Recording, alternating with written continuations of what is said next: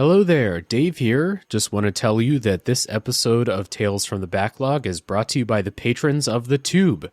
Personal heroes of mine like Chris Nelson, the Top 3 podcast crew, new patrons Jill and Hopple, and many more have gone to patreon.com/realdavejackson and supported the Tube. And by supporting the Tube, they're getting some cool treats in return, and you can too. Just head over to patreon.com/realdavejackson, and you will be my hero too. All right, let's get to the show.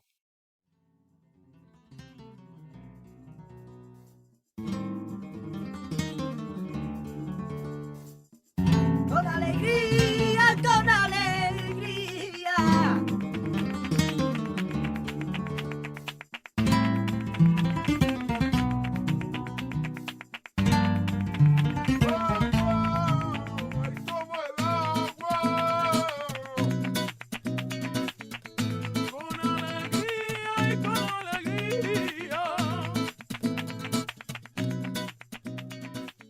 Hey everybody, my name is Dave Jackson, and this is Tales from the Backlog, where each week I'm joined by a guest to talk about a game we played.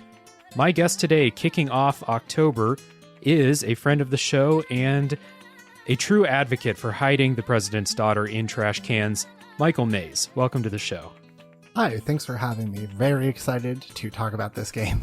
Hell yeah. This was one, when I first started Tales from the Backlog, I messaged a bunch of people like, hey, does anyone want to come on the show and talk about video games? And you were like, yeah, if you play Resident Evil 4, let me know. And I was like, that'll fucking never happen. Absolutely not. So you caved. Good to get you on the show, man. And today we are going to talk about Resident Evil 4, which is a survival horror third-person shooter developed and published by Capcom, originally for the GameCube in 2005. And I usually do an elevator pitch. This seems like one of the games that doesn't really need to be pitched to people anymore, but some consider this to be the greatest survival horror game ever, and no doubt a huge influence on what we know as third-person shooters today. Definitely, yeah. This game made a big impact when it came out, and it's never gone away. It's kind of like Skyrim. You can get it on everything, and it's everywhere. Yeah. Mm-hmm. So the spoiler policy for this episode is basically the same as regular episodes of the show, although like this is one where like if you get the story spoiled for you somewhere, it is like definitely not going to influence like how much fun you have with the game. The story isn't really the point in my opinion, but we'll still follow the same basic thing. No big spoilers until after the spoiler wall. Check down in the show notes for a timestamp. Before we get into Resident Evil 4, Michael, I know there's something you want to tell people about, so take it away. So, I don't really have like a Twitter. I'm not a podcaster or anything. So, instead, I would like to bring attention to the National Association for Urban Debate Leagues. They really did a lot during the pandemic, especially. Debate grew a lot because you can do debate from home, and they've struggled to keep up. So if you want to go to urbandebate.org/donate, you can help the National League, or if you go to urbandebate.org/find-a-league, you can see if there's one in your area to support. And they really, really, really do good work. So cannot advocate for them enough. Yeah, that sounds like a worthy cause for sure. And I'll put those links down in the show notes so people can easily get a hold of those. Yeah, and check those out if you feel like supporting. It sounds like a good cause for sure. Yep. So let's get into talking about Resident Evil 4. We're going to start with our personal histories with the game. The guest always goes first. So Michael, what originally brought you to Resident Evil 4? When did you play it for the first time, etc., etc.? So I remember seeing reviews for the GameCube version of this game, and like they were really glowing, like the X-Play review I remember, and the Game Informer review especially. And I didn't have a GameCube at that time, so I waited until the PS2 version came out, and then I rented it from my local store, and that was kind of it for me. I think I've beaten this game like truly an uncountable number of times. It is definitely over 50 times, probably close to 100 times. I have this game memorized, and it was my favorite game for a long, long, long time until another game that you've covered for the show came out, Persona 5 Royal. Right. And I think this game is just like a part of me. I can't unknow everything about it. Cool. Yeah, perfect guest to kind of offset my history with the game then. So I just played this for the first time. Like, I beat it a couple weeks ago. And people who listen to the show or know me know that I don't like scary things. So Resident Evil was always just an automatic, like, let other people have fun with Resident Evil. I will never play one of those games. And then kind of as the show has gone along, I've played a lot of games that like surprised me that I could like get through them despite how scary they were, like Soma. And coming up next month on the show, there's going to be a couple episodes about Prey, which I think is a pretty terrifying game at times. Yeah. And so I started to think like, Resident Evil 4, people say that's really good. And I am always interested in at least checking out these kind of like seminal games. Even if I don't like them, I'm interested in checking them out. So, this is another stop on my gaming history tour.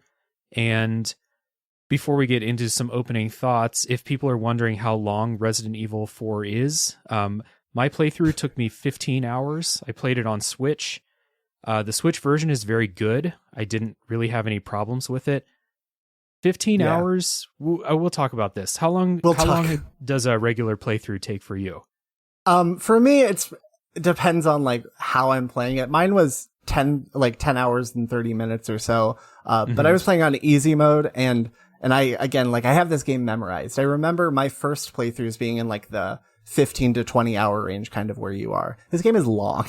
Yeah. I think, like, not to get into a huge thing about it right at the beginning of the episode, but I think this game's too long. Like, it's a couple hours too long. Definitely. For a game like this, I look at the stuff and I'm like, there's a couple parts in the game that I think like last way too long or don't fit really at all, and they would be pretty easy cuts. But to say that a 15-hour game is too long it's not as bad as saying like this game's 90 hours long and it's too long. So again, I think it's too long, but it's not horrendous. It is very dense is the thing. So like there's not a lot of like true downtime in this game. So 15 hours is like a full 15 hours of game. And I didn't used to think this game was like substantially too long, but I actually haven't played this game in a while. I've been just, busy and stuff like that. So, on this playthrough, I kind of went in with fresh eyes, and it is amazing how much of it now I'm like, yeah, maybe this is like good, but like twice as long as it needs to be, or this section could be like, whatever, cut entirely. There's a lot of that. And in fact, I played the PC version, and maybe we can talk about this a little bit later. Specifically because I wanted to play easy mode. And what I had forgotten is that easy mode actually cuts out some of the parts of the game. Like there's physically different geometry in some parts of the game. To like prevent you from going certain places and move like switches different places so that they're easier to get to. And so, that the easy mode is itself kind of like a little trim of the game.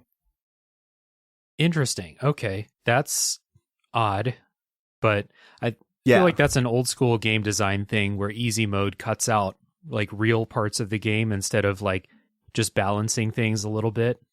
Definitely. Yeah, it is. And especially this game, which has so many like different versions of it, and not all of them even have the easy mode. So it is like kind of hard to pin down like what version exactly you're playing of this game if someone just tells you they played Resident Evil 4. There's a lot of different versions.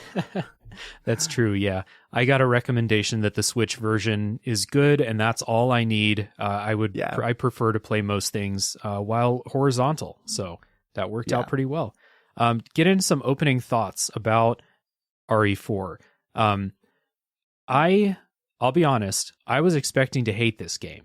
Like, I've seen gameplay videos of it. I've seen I've seen the fact that you can't move and shoot at the same time. I've seen just, if you just watch a video of enemies slowly walking toward you and you have to plant and shoot and stuff like that, I didn't think that this was going to be very fun. I was super pleasantly surprised. I think this game rules, and it's one of the biggest examples of like, I was so wrong based on my first impressions without playing it. So I think this game's great. There are some things that I don't love, but overall, I had a blast playing this game. That is such a sigh of... I was really worried you were kind of going to be down on this game, to be quite honest. And I was going to be like, Mr. Positive, and it was going to be like a little bit of a conflict. But man, this game freaking rules. It is... I was trying to think as I was going through this time, like, what about this game is really like special to me? And I think it's two things. Number one, more than any game except for Tetris, this game is so good at like getting me in a flow state where I just want to like do one more chapter, one more encounter, just like one more little thing. It is so fun, the core gameplay loop. And second, I think this game is like kind of a good counterpart to the Half-Life 2 episode you did earlier this year, in that I think both of these games are like high watermarks for games in general in terms of game direction. I think this is an absurdly well-directed game. There are some parts where I think like maybe the director should have cut this out or what have you, but the choices made throughout this game and the like hard, like strong hand in terms of like the tone and the characters and like the way the gameplay loop works speaks to me of like a game that is so well considered and so well crafted and so well put together that it is like kind of undeniably good. Like I don't think a person could really play this game, and if they're amenable to third person shooters at all, like not have some amount of fun. I think this game is just fun. Yeah. I was mostly worried about the gameplay part of it with, the fact that you can't walk and aim or walk and shoot or anything like that. And then as soon as I started it, I instantly realized like, oh, they designed the game perfectly around the fact that you can't move and shoot. Like I don't have anything to worry about. And you're right. Like the direction in general is just like, we said it's too long. We both think it's a little bit too long, but other than that, I think that this is like a pretty perfectly crafted game, which again, super surprising to me. And let's take a little music break, and when we come back, we'll get into it.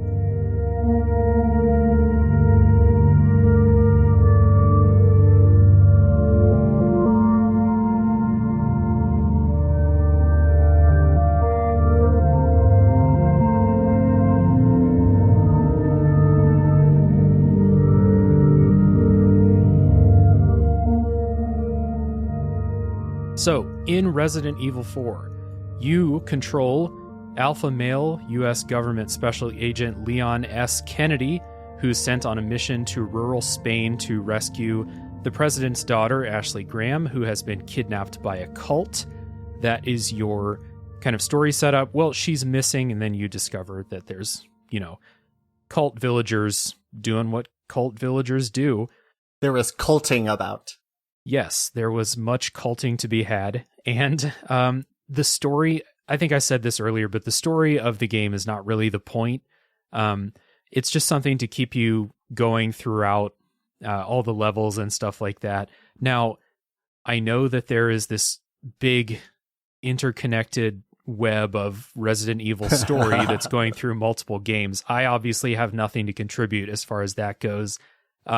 The tone of this game is really what got me through. Like the story was cool. It's like it's like an action horror movie story. Could be in any number of, movies like that. The tone is really like what I take from this, I enjoyed the more tone than like of this the plot. Game. Yeah. Is bonkers. I don't know how they released this game with this tone. I truly don't know how it made it through. Because what would you describe this tone as? Is it campy? It is, yeah. I feel like there's something else, but I don't know what the word is. So we can go with campy. It's just weird. Every single person in this game, every single interaction in this game feels like it was made by aliens who like watched 1,000 hours of like 50s horror movies and just like made a script. It's so strange. It is. So I would definitely call it campy. It's over the top, like, like a B action movie would be, that stuff that like, if you turn on like the USA channel at 3 a.m. and they're playing like some random John Cena action movie, like that same type of over the topness. And I don't know, I just like, there's a lot of goofy stuff and weird one-liners that characters say, especially Leon, and it's just really, really enjoyable. I was worried, like I said earlier, I was worried this game would be too scary, and other than a couple times where things, pop out or something like that, this is not even presented as really a scary game. It's just a bunch of like heroic one-liners and mustache twirling villains and stuff like that. It's really weird, but I like it a lot. This game is not trying to like make you scared. It's trying to like make you tense and then relieve that tension. Like the gameplay is what to me sometimes instills like a tension in a scene. But like when you objectively look at like what you're doing, like where you are, what is happening to you, all of that stuff really lightens the like tone a lot where it's kind of hard to be scared. It is much more likely that you're going to be like, oh crap, I turned a corner and there's a guy right there, and you get like a spike of tension. And to circle back one moment to the story just real quick. Yeah. I always think when I think of the story of this game that I'm forgetting something. Like surely I've forgotten like a B plot or like some twist or something. No, the story that you get in the first hour of this game is the story. It's a very simple story. President's daughter's been kidnapped. You're kind of going through cult territory, trying to get her back, and in hour 13, that's what you're still doing. It's not throwing curveballs at you. I find that so audacious in a way. It is so like they knew what they had with the gameplay in a way, and they knew what they had with this tone stuff. And so they didn't want to like complicate it, which is an issue that other Resident Evil games fall into. And this game totally sidesteps. So it seems like a real, like, again, like a directorial choice. Like they knew what was happening with this game and where to put their cards. Yeah. Is this campy tone something that's consistent throughout like all of the Resident Evil series? I've heard many things about Resident Evil 6. I know that game's weird as fuck too. But I have like no experience with like 1 through 3 or, 7 and 8. I don't really know what's going on there.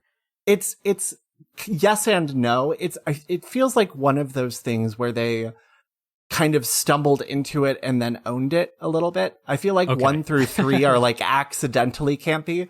And then the revelation with 4 was, what if we leaned into that? Right. Perfect. Yeah. I'm a fan. And, there are several like antagonists that pop up and cause problems for you on the quest to get the president's daughter out of there. I thought most of them were like legit funny. Like when they came on, I was like smiling when I saw some of these villains that come up. I just enjoy it a lot. Yes, we'll talk about it. Especially the like second major villain of this game, I think is the funniest freaking thing ever. Yeah, yep, for sure. So let's talk about the gameplay that you brought up. Like they spent a lot of time, I feel like, tuning this gameplay. Like this feels like a super well-tuned game. So this is a third-person shooter with that over-the-shoulder view. It's not like a, Returnal where you can see your entire character like kind of zoomed out from the camera. This is the Last of Us, the new God of War, that camera. And very close, yeah. Yeah, like, of course, I didn't play this at the time, but this is very obviously an influence on a lot of third-person shooters that came afterwards. Definitely. And that gameplay loop that you said like really nailed, or we've both said they really nailed, that is the one thing. This game had a really long development cycle, a really long and troubled development cycle. And after the first version, which became Devil May Cry, that over the shoulder third person view was the one thing that like remained consistent throughout all of the other versions of the game. So they had a lot of time to nail down how the feel of this game should feel. And they really killed it, knocked it out of the park. And you can see why people tried to copy this, because it's hard to make a game feel this good. Yeah.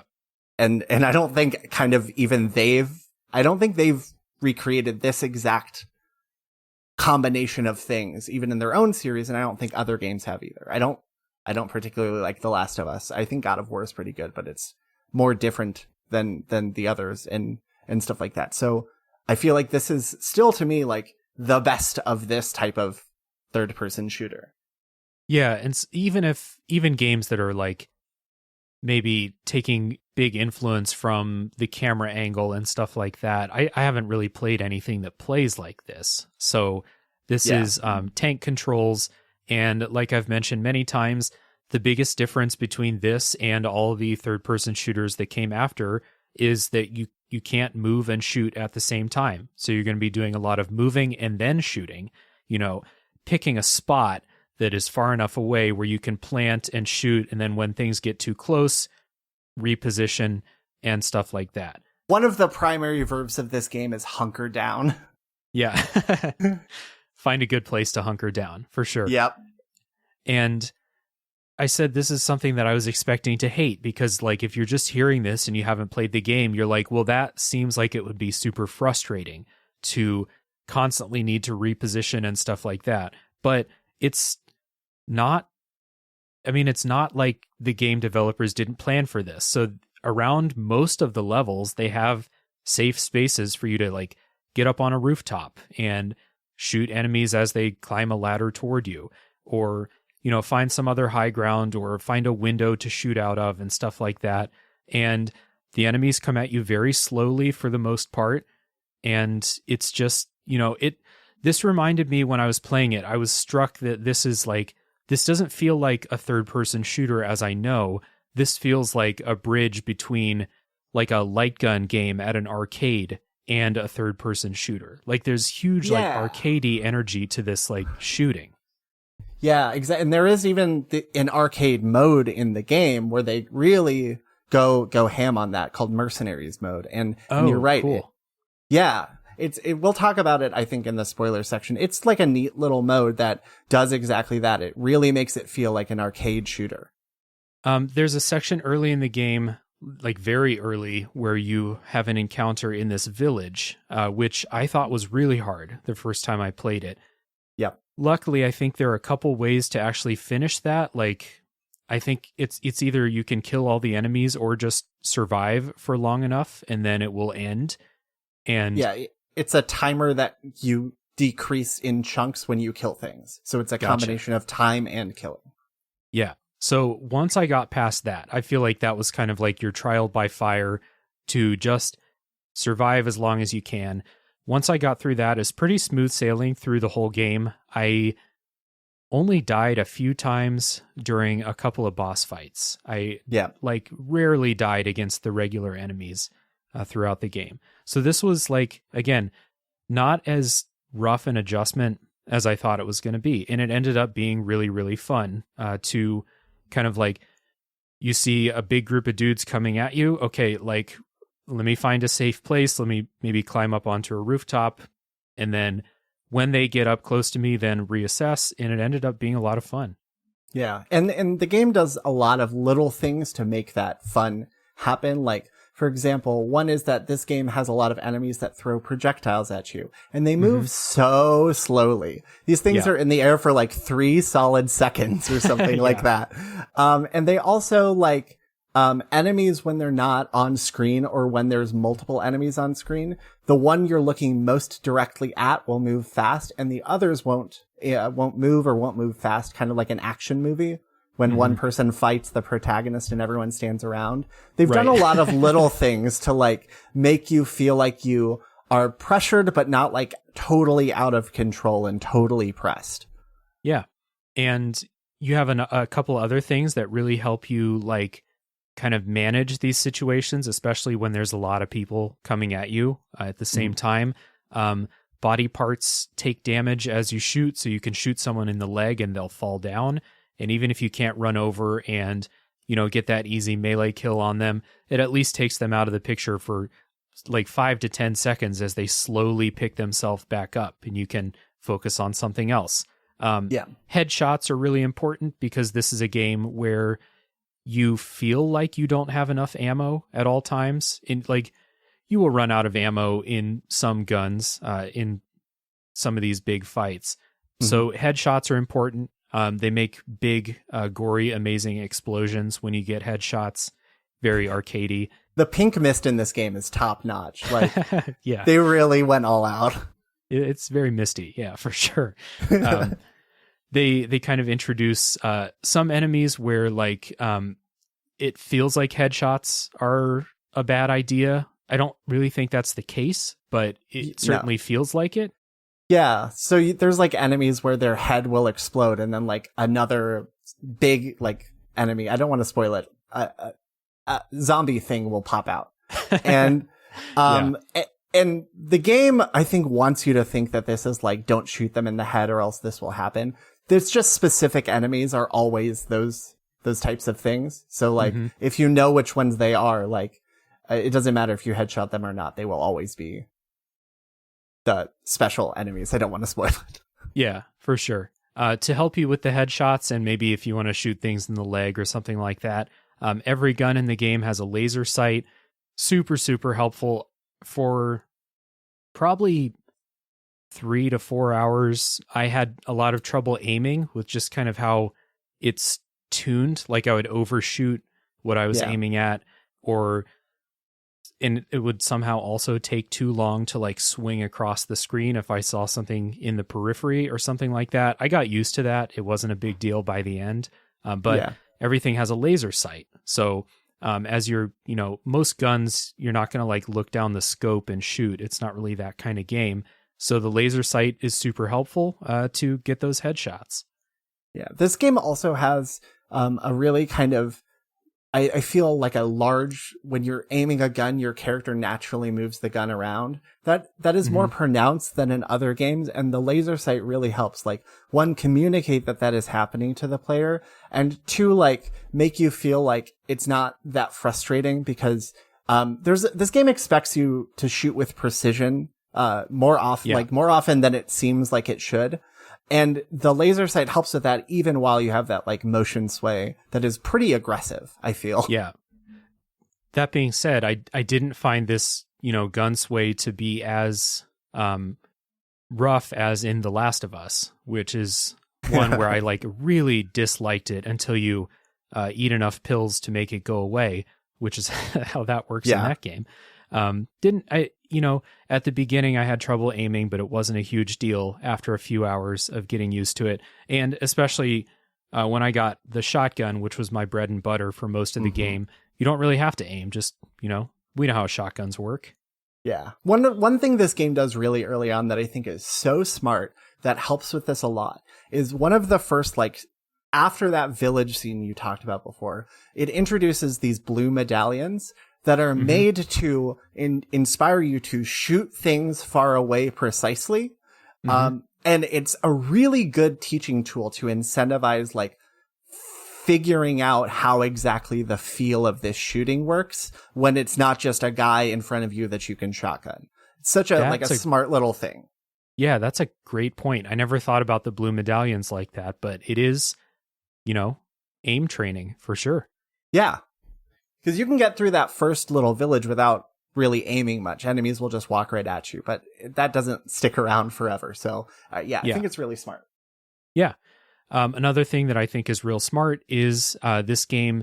Now, this is unconfirmed by Capcom, but it's kind of like a thing that a lot of people know, I guess, that this game has some dynamic difficulty going on. I mentioned earlier how you feel like you never have enough ammo, but I never, ever got to a point in this game where I was like, I don't have any ammo at all. Like, It just never happens. And I kind of suspected as I was playing that this was one of those things where it's like, oh, you're out of pistol ammo. The next enemy you kill is going to give you pistol ammo. Stuff like that. Yeah, it does work like that. And I don't know for the life of me why this was not like a back of the box every advertisement feature, because it is such a good idea. It is so useful at maintaining like that flow state, that subtle balance of being challenged, but not like put off by the challenge. And it is real. It's been data mined. There's two things kind of happening here. Okay. So one, what you're describing is the like dynamic loot table. So it'll look at like what's in your inventory. What do you have a lot of ammo for? Maybe you don't need ammo for that anymore. Or if you have a lot of healing, it won't give you healing items as much. But it'll also look at what you use and give you ammunition for that in your next encounter. So if you use a lot of shotgun, you won't necessarily get shotgun ammo right away, But once the music dies down and then you find like more enemies later, those will tend to give you more shotgun ammo. So it wants you to rotate through in each battle, but after battles, it'll give you back the ammo for what you use most. Right. The second thing is like this really strange and nebulous mechanic that I'm not even sure why they put so much effort into it. It's called game rank, and it's this thing behind the scenes that is going up and down as you play, and it adjusts based on basically like how well you're doing. So if you are killing a lot of enemies, you're not getting hit, you're picking up a lot of items, stuff like that, the game will get harder in subtle ways. So enemies will do like up to, I think it's like 25 or 30% more damage to you, and they will take more damage to kill. And sometimes item drops will be smaller. So you may get 3 shotgun shells instead of 5 or something like that. And those two things are always kind of working at the same time to like balance these two things of like the ammo economy and then the like damage economy, and find a good balance between those. It's really smart. It works very well. Yeah. And it works the other way too, where like if you're really struggling, then it will lighten things up on you. So it's not like a, it's not punishing you per se for like being good at the game. It's also going to be generous if you're having a hard time. So, and again, this is something that like when I was like doing some research for the game, when I came across this, I was like, oh, that actually makes perfect sense. This kind of lines up with what I thought as I was playing the game. Because this is something I praised The Last of Us for as well, where like, I always feel the crunch for ammo, but I'm never totally out of ammo and just like left, fucked. It doesn't happen. It's really good. It does lead to one kind of frustrating thing that is pretty minor, but it can hurt maybe your first time through. Maybe you noticed it, maybe you didn't, which is that it leads to attacks doing different amounts of damage to you from even the same enemy in the same encounter.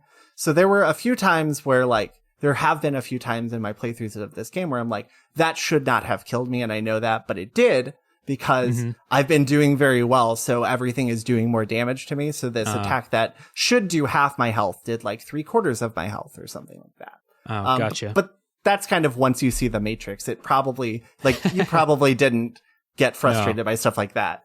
No, that was, I didn't have a moment like that, but that makes sense. Yeah. Still really, really elegant. And I think overall, like huge positive for just encouraging that, number one, just encouraging having a good time playing the game, but also that flow state, like you've been mentioning. It's real in this game. You definitely do get into that. Another thing that this game is famous for is the inventory system. We call it inventory Tetris, or other people just call it Resident Evil style inventory management, where all of your weapons have shapes and you have a briefcase with so many, grid boxes that you can fill up with stuff. And sometimes you need to take all your stuff out and rearrange it to make sure that everything fits. And it's Diablo. Okay, I've never played Diablo either, but it's one of those things. So the only other game I played that has this was Prey, which I mentioned earlier. Prey has this. Prey, you can carry a lot more stuff than this game. I really enjoyed this. I never found a point where I was like, I'm out of space and I really need space for more stuff. It was always like, no, you can't get greedy and carry a 6th gun. You need you got to draw the line somewhere. This is genius. And I would play an entire game that is just this, to be quite honest with you. They did make an entire game that's just this recently. What? Like there's some indie developer recently, by the time you hear this, maybe 3-4 months ago, put up a game that is just Resident Evil 4 inventory. That's all the game is. So good. That's so smart of them. This is such a good pace changer, I guess is a way to say it. Like, what I love to do is like after getting through an encounter or something, just like take a minute and arrange my inventory. It's so like soothing. There's a big like ecstasy of order feeling to it to me, where it's like, oh, everything is perfect right now. And it also it creates something else for you to like consider in that economy as you're going through, of like you said, like there's a bunch of cool guns in this game, and you can't realistically carry all of them. So it's good to enforce that as well. I love this inventory system. Then I will give a shout out to the game Save Room, which is an indie game that, I mean, I'm looking at a picture right now. It looks like the RE4 inventory game. And from all accounts that I've heard, it's pretty fun. And I believe it because I enjoy inventory management in a lot of games if they give you like an interesting thing to do with it. And this is really, really good. Yeah, sadly, this went away in the series, kind of. Oh, okay. Future games in 5, they simplified it to just a 9-square grid that things only ever take up one item or one slot. Mm-hmm. But it is still kind of positional in a way. There's some stuff with that. So they really dumbed this down in the future. This is the only game in the series that is like this. Gotcha. Yeah.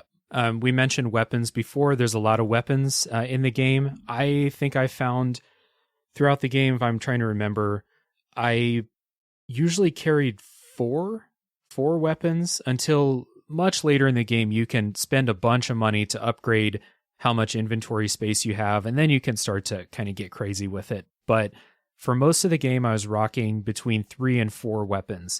And I would say at any time there's like 6 or 7 that I thought would be fun to use. You just kind of have to pick, like, what are you most comfortable with? This feels like one of those games where, like, it's not about finding the best weapon for DPS or something like that. It's just like, I really like how this gun handles. I'm having fun with it. You can pretty much go through the whole game with it.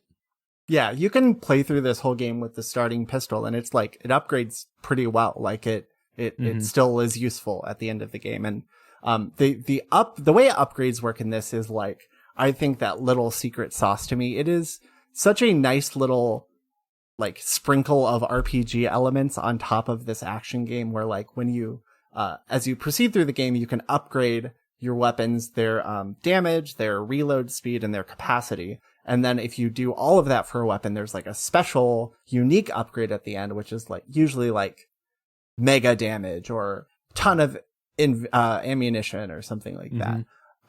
And all of them end up feeling very different, even if it's like 2 different shotguns or 2 different pistols. They're all very distinct. So it leads to exactly what you said, where like, I like this pistol, but I don't like this pistol as much. So I'm going to use the first one through the whole game. And the game supports that. It's so nice. Yep. And there's a bunch of weapons that I didn't use because I was just like, no, I really like my shotgun and I like the SMG and stuff like that. But there's a bunch that looked like super goofy and like really weird that like if I do replay this game, I'm going to be like, I'm just going to use all the weird guns and have fun with like the mine thrower or some of the other stuff that like, I don't even remember the names, but like the descriptions were like, that seems odd. Well, I'm just going to stick with my trusty shotgun for now. But if I replay, definitely checking those out.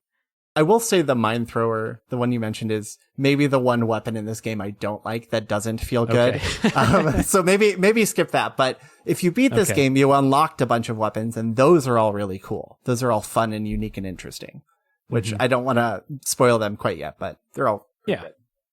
Well, you mentioned upgrading, and this kind of goes into like what you're spending your money on in the game. As you go around, you'll find a bunch of little treats around each level. This game really rewards you for poking around. Like you come to an intersection, like a V or a T intersection. One side is the way you're supposed to go. The other side will definitely have some treasure for you. If you just check the map shows you which way you're supposed to be going. So I never felt that bad, like JRPG dungeon anxiety about like taking the wrong way and missing out on the treats. It was always just very much like, I know exactly where to go. Let me go over here. There's always something there. Like exploring in this game feels great. Yeah, yes. And it rewards you for looking everywhere, for looking up, for looking under, for looking around. Like they really want you to like stop and look at every scene and see if you can find something that is shining, that is like a little brighter than the surrounding or like whatever. And gosh, it's so fun. It is such a, again, like a flow state thing to be like, constantly rewarded with these little dopamine hits of like, ooh, that's 3,000 pesetas, or ooh, like, Yep. what is this? And then you'll use that money or the treasure you find. Sometimes you'll find treasures that can be combined with other stuff to make them more valuable, but most often you're just finding little stuff that you can sell or just straight up finding money that you'll use at what is now probably my favorite merchant in any video game. Like, I love this guy. Just pops so up good. laughing at you. He's so good. There's a reason I think he transcended this game. Like, this is one of the like memes I remember, or proto memes I remember about this game, which is the merchant and like, what are you buying? What are you selling? Yeah. And he'll comment, like, if you're in the sell screen, he'll comment on what you're about to sell him. And it's usually like, oh, I'll buy that for a high price. But there's some like unique fun ones in there. If you like sell him, I forget what it is, but there's some unique fun ones in there. And he is non-Euclidean, this man. Yeah. One of those classic things, like, you're going through like these hellish gauntlets to get to the next stage. He's ahead of you somehow. Somehow he made it through. And not only did he make it through, he set up a full shop. Like, he has a stand. He's got huge inventory just like sprawled out everywhere. There's a point in this game where he has like a hidden lake shack in a cave. And it's like, what is this doing here? Yeah. Who made this? Yeah, he's really good. And I always love just like, maybe you just got through a really tense combat encounter and you see the bluish purple flames that signify that the shop is there. It's always a really good feeling to turn the corner and see that. Yeah, or like you enter a room and you're like, oh, what's in this room? And then you hear the save music and it's like, oh, that means my merchant guy's going to be here.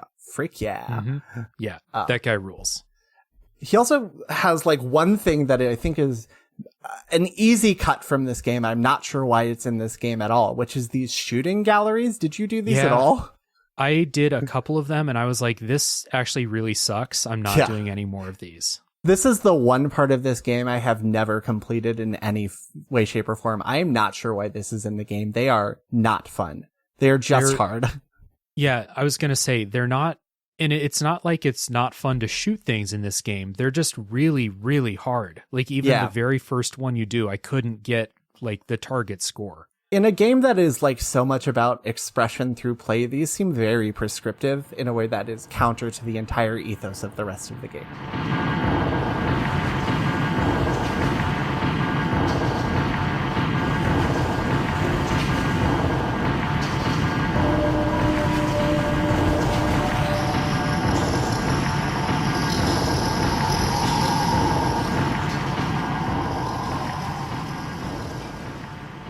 Well, you mentioned being expressive through play. I didn't talk about melee combat yet, which is another thing. Like I said, ammo is scarce sometimes and feels scarce, even though you're not going to like fully run out very often. It might happen, but you always have a knife, and you get into these things where like you can kind of daze enemies by shooting them or something like that, and then you get a quick little QTE. Leon will do. I think at the beginning he does like a spin kick to knock enemies down. It's a quick way to conserve ammo and kill things. Later on, these kind of actions that he does get even more over the top. You start doing like wrestling moves on these on these enemies. The context-sensitive button prompt says suplex. Yeah. Yeah, it's real good. It's just really a lot of fun. Satisfying to like suplex someone into pink mist brain explosion. Like, that is a verb in this game. You suplex someone to their brain exploding. Yeah, it's a good time, and it's all comes up naturally in the flow of the fights. Like, you might get a good headshot on some bigger enemy and stun them, and then like that button prompt comes up because they got too close to you. Kick them away, turn the other direction. More enemies coming over there. It ended up feeling really, really natural to do it that way. It's also a good like crowd control thing because you're invincible while you're doing those little animations, and they all have like a area of effect kind of. So you can like shoot, if like a bunch of enemies are right in front of you, shoot one in the legs, suplex that one, and it'll knock the others back or something like that. And it's really, it's really fun. And the knife feels good too. It's secretly the GOAT weapon of this game. It's very powerful and it's always useful. I'm going to be honest. I didn't use the knife a whole lot. The range of it feels shorter than it should be. Like I was just constantly whiffing with the knife. But I did use it to break open containers throughout the entire game so that I don't waste, shotgun ammo breaking open a barrel or something like that. Yeah, definitely. There are other QTEs in the game, mostly as part of like boss fights and kind of scripted sequences during cutscenes. This caught me not paying attention during cutscenes too often, but that's my fault for, looking at my phone during cutscenes and not watching it.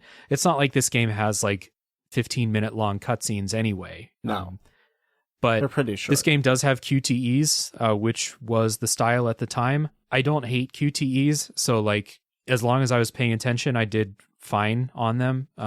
It's not like they're really, really punishing you super hard for missing. Like, I don't even think that you die most of the time for missing them. You just get hit with something. Yeah, most of the time it's, and there's like kind of two types of these, though. The cutscene ones I like less, where it's like, this is just a random cutscene and a QTE in the middle of it. Right. But there's other ones that are more like in the middle of a fight or while you're out in the world, like the boulders at the beginning of the game. I mind less. Right. Even though they are just absurd. Like, why are those there? How do they get them there? Where are they from? Who knows? But yeah. And in the middle of this is a game where you shouldn't be asking questions like that. Just truly, you will go mad. Yeah, and like in boss fights, there will be stuff where it's like you can dodge this if you press these buttons or stuff. Those are fine. The cutscene ones get me every time, especially one later in the game, which is like a cutscene with 5 or 6 of QTEs in a row. That one, every single time I put down my controller because I'm like, oh, this cutscene. And then I'm like, oh no, this cutscene. Right. Yeah. Yeah. They're not bad though. I'm not mad at QTEs in general.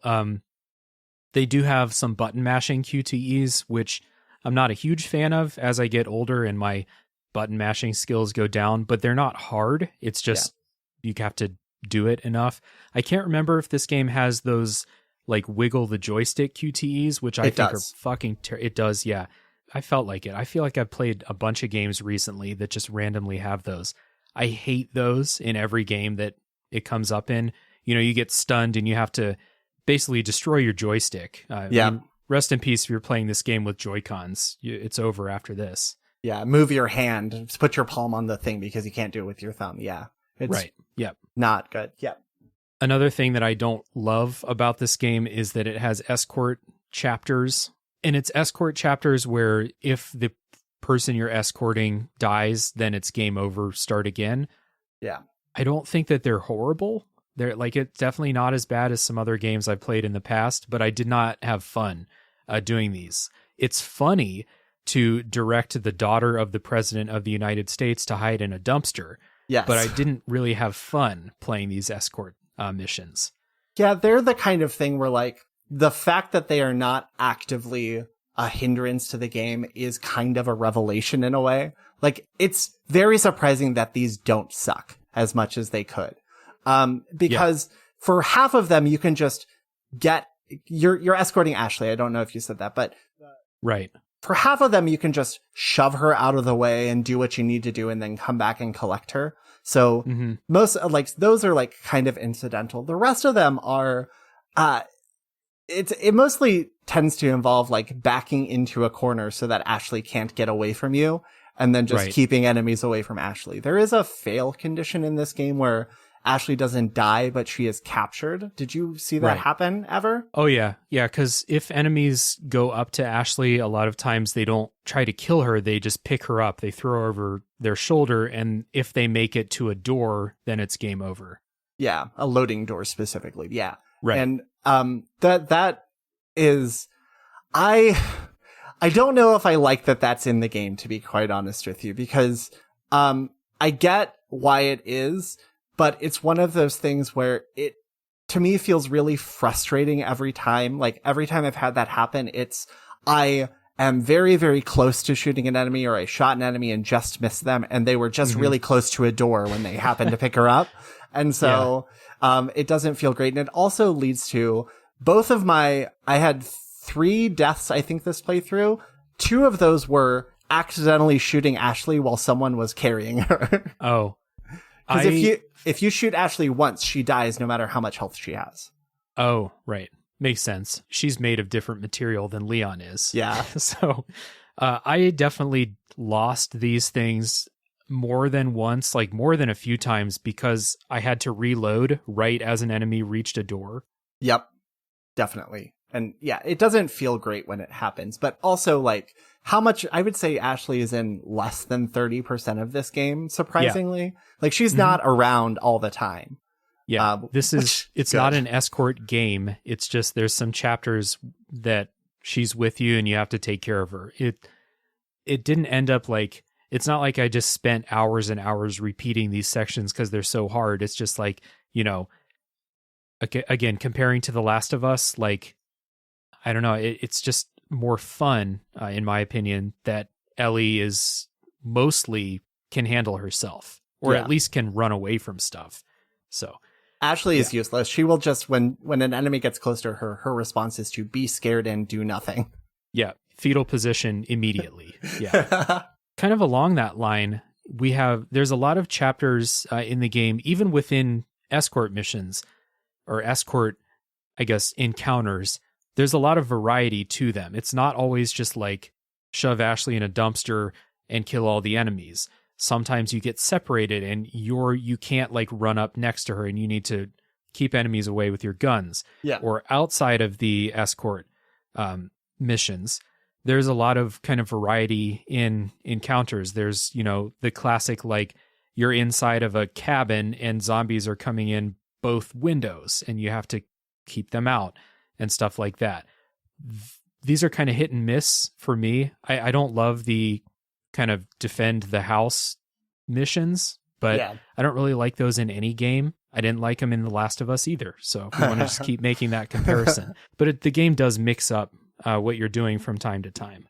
Yeah. Part of the like reason this game is 15 hours long is because I feel like they really strip mined the like possibility space for this playstyle. Like they did everything they could think of. There's like several rail shooters in this game. Did you feel positively or negatively about those? There's one when you're on mine carts that I did not like. It was like twice as long as it needed to be. Yeah. But what about the one at the end of the game? Did you like that one? We can maybe talk about it later. But there is a scripted thing that's very different from what you're doing at the rest of the game at the very end that I absolutely hated. But excited to talk about that after the spoiler wall. The game does mix it up. It's not always just these kind of like, standard, like you're in a room and there's a bunch of dudes. They do mix it up. And if they didn't, this game would be unplayable because the reason this game, I think you and I both agree, is less fun at the end is because they stop coming up with new things to do. And so the fact that there is so much variety in this game really speaks to the reason it can be 15 hours long and a little too long and still be pretty fun. Right.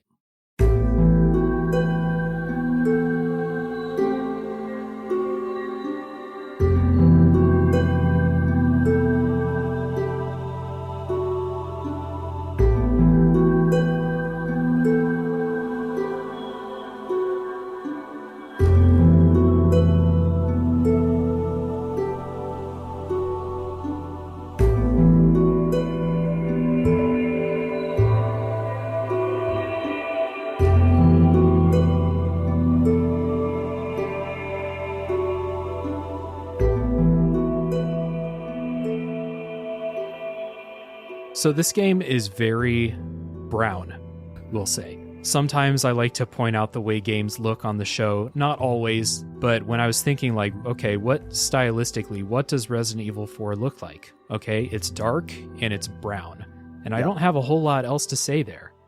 The look of this game like is very generic horror in a way I admire and respect, but can't really get that interested in, you know? Like, I get big Manos Hands of Fate vibes from this game. Like, 50s horror is, I think, maybe what this is like drawing on, that kind of era. And yeah, it's very brown. It's very like, grim, dark, grisly, like it's trying to be realistic and like kind of gory. But the real, I think that the art direction of this game is like pretty good, but it's not it doesn't pop, I guess, if that makes sense. Yeah. Like there is like a good cohesion to the world and the characters and all that stuff. Like it all fits really cohesively. It's just not very ambitious. Yeah. The enemy design I thought was pretty good. Like I enjoyed the different types of enemies you fight, and especially I enjoyed the way the bosses look. They are pretty gory, gross, but also like still not scary. There was like a real like practical effects vibe to a lot of the like big enemies in this game. Like I can almost imagine them being like made in like from animatronics or something like that. They feel like they move and act that way. And the one thing that I think the look of this game gets right is the distinction between the different major areas of the game. I think they all feel very self-contained and very distinct in a way that like prevents the brown from getting monotonous. Like there's multiple different browns in this game. Yeah, and I think they do. Browns. I think they do interesting things with like yellow brown and then red brown and then green brown and there's some blue brown. Yeah. This game came out a little before, the brown color palette took AAA games by storm. But you're right. It does look visually distinct. It's not like playing Fallout 3 where everything looks exactly the same. It's not quite like that. And the last thing I want to say about this is I played the PC version with the Resident Evil 4 HD project, which is a fan mod where they like literally went to some of the places where they took concept photos for the game and like took their own photos for reference. It's very comprehensive and it looks stellar. So shout out to the one guy who started that and did most of it, because it truly looks insanely good. It looks like almost like a modern day release. Like it's such a good mod. Nice. Yeah. If I ever get that gaming PC that I've been shopping for, I'll be sure to check that out for sure. On the Switch, you're stuck with the brown. Yeah, definitely. One thing that I do think that this game does really, really well is I think that the sound in general, between the music and the sound design, is really good, like throughout the game. Really enjoyed this. I don't know if this is a Resident Evil thing, but like the voice acting, or maybe it's the way voice actors were coached in 2005 or something like that. The voice acting seems like almost disconnected from what's going on in the game sometimes. Like Leon, they feel like they like told him his lines, but not what he's doing it for. Like that this is not a horror game or there's nothing really important going on, because he's just very calm and slightly disconnected all the time. Whoever it is that is doing this voice performance feels like he was directed to say every line like it was the last line of an action movie. Yeah, that's a good description for sure. He's got one-liners too. Yeah, it's all declarative. Everyone declares things to each other and they don't talk. It's like every conversation is two people exchanging platitudes. Right. There's no like acknowledging what the other person said, especially between Leon and antagonists. It's just kind of like, I'm going to kill you. No, well, I'm going to kill you. So a lot of weird emphasis in sentences in places that doesn't quite feel right, but you're like, Right. I thought it was hilarious as I was going through, especially the early levels, the villagers that you're fighting in the early levels in like these just kind of, slums are just kind of standing around yelling random curse words in Spanish. Like they're not talking to each other, but they're just kind of just yelling like, mierda, mierda. That's it. Yeah. That's just in the background. Very funny to me. Está aquí. And it's like, okay. So they know I'm here now. The fun thing about this that I don't think is super obvious, that I didn't realize when I played it, is that these are not people speaking modern Spanish. They're speaking like an older version of Spanish. So like this game, it takes place in quote unquote rural Europe. It's definitely supposed to be Spain.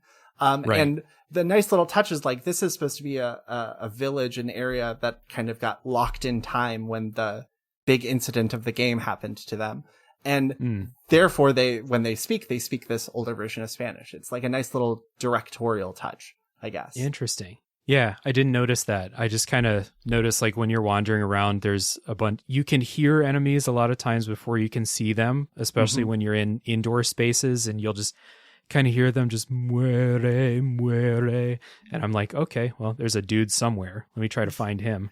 One thing that this game that is very of the time that I think is a technical flaw maybe that helps with the atmosphere is that the positional audio in this game is not like super accurate. Like it quantizes pretty harshly in the same way that what's the System Shock does, the original System Shock, which I don't think you've played, but it has this problem I have not. too.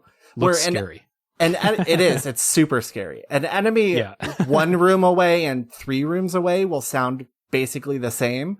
So right. It's not super helpful to tell you like where they are. It just tells you that there is something still there, which is very tension inducing for me because it could be anywhere. Mm-hmm. Speaking of tension, the music really adds to that, especially the kind of combat music. It's very not super atonal, but it's definitely like music to build tension. It's not like melody, especially during combat. And I think it's really good. And then when you're finished, it like drops and it's like quiet. Yeah, it's like a good like build tension and release, and the music plays a big part of that.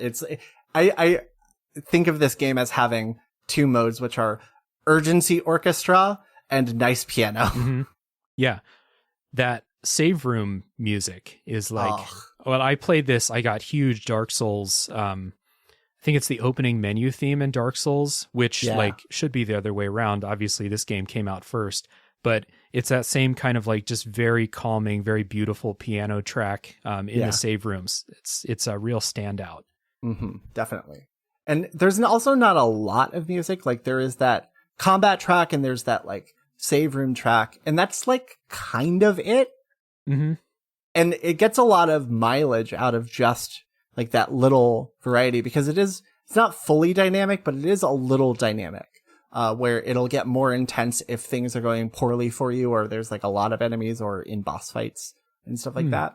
Yeah. And there's also some like kind of bombastic, I'll just call it action movie music, playing like during cutscenes and stuff like that too. So it's definitely like all things are serving that kind of campy action movie vibe for sure. Mm-hmm.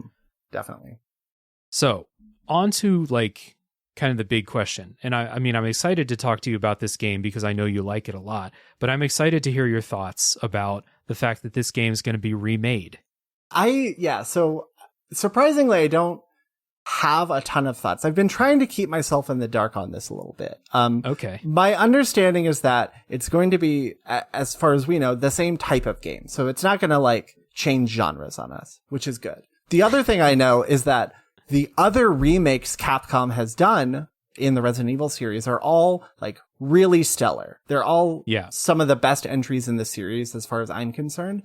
And so, and also Capcom is like really revived this series like from the brink of disaster in a way that is kind of unheard of in games, I think. So they've earned my trust, I guess you could say. Like I trust them to take this game that I love dearly and remake it because they have a good track record so far. Right.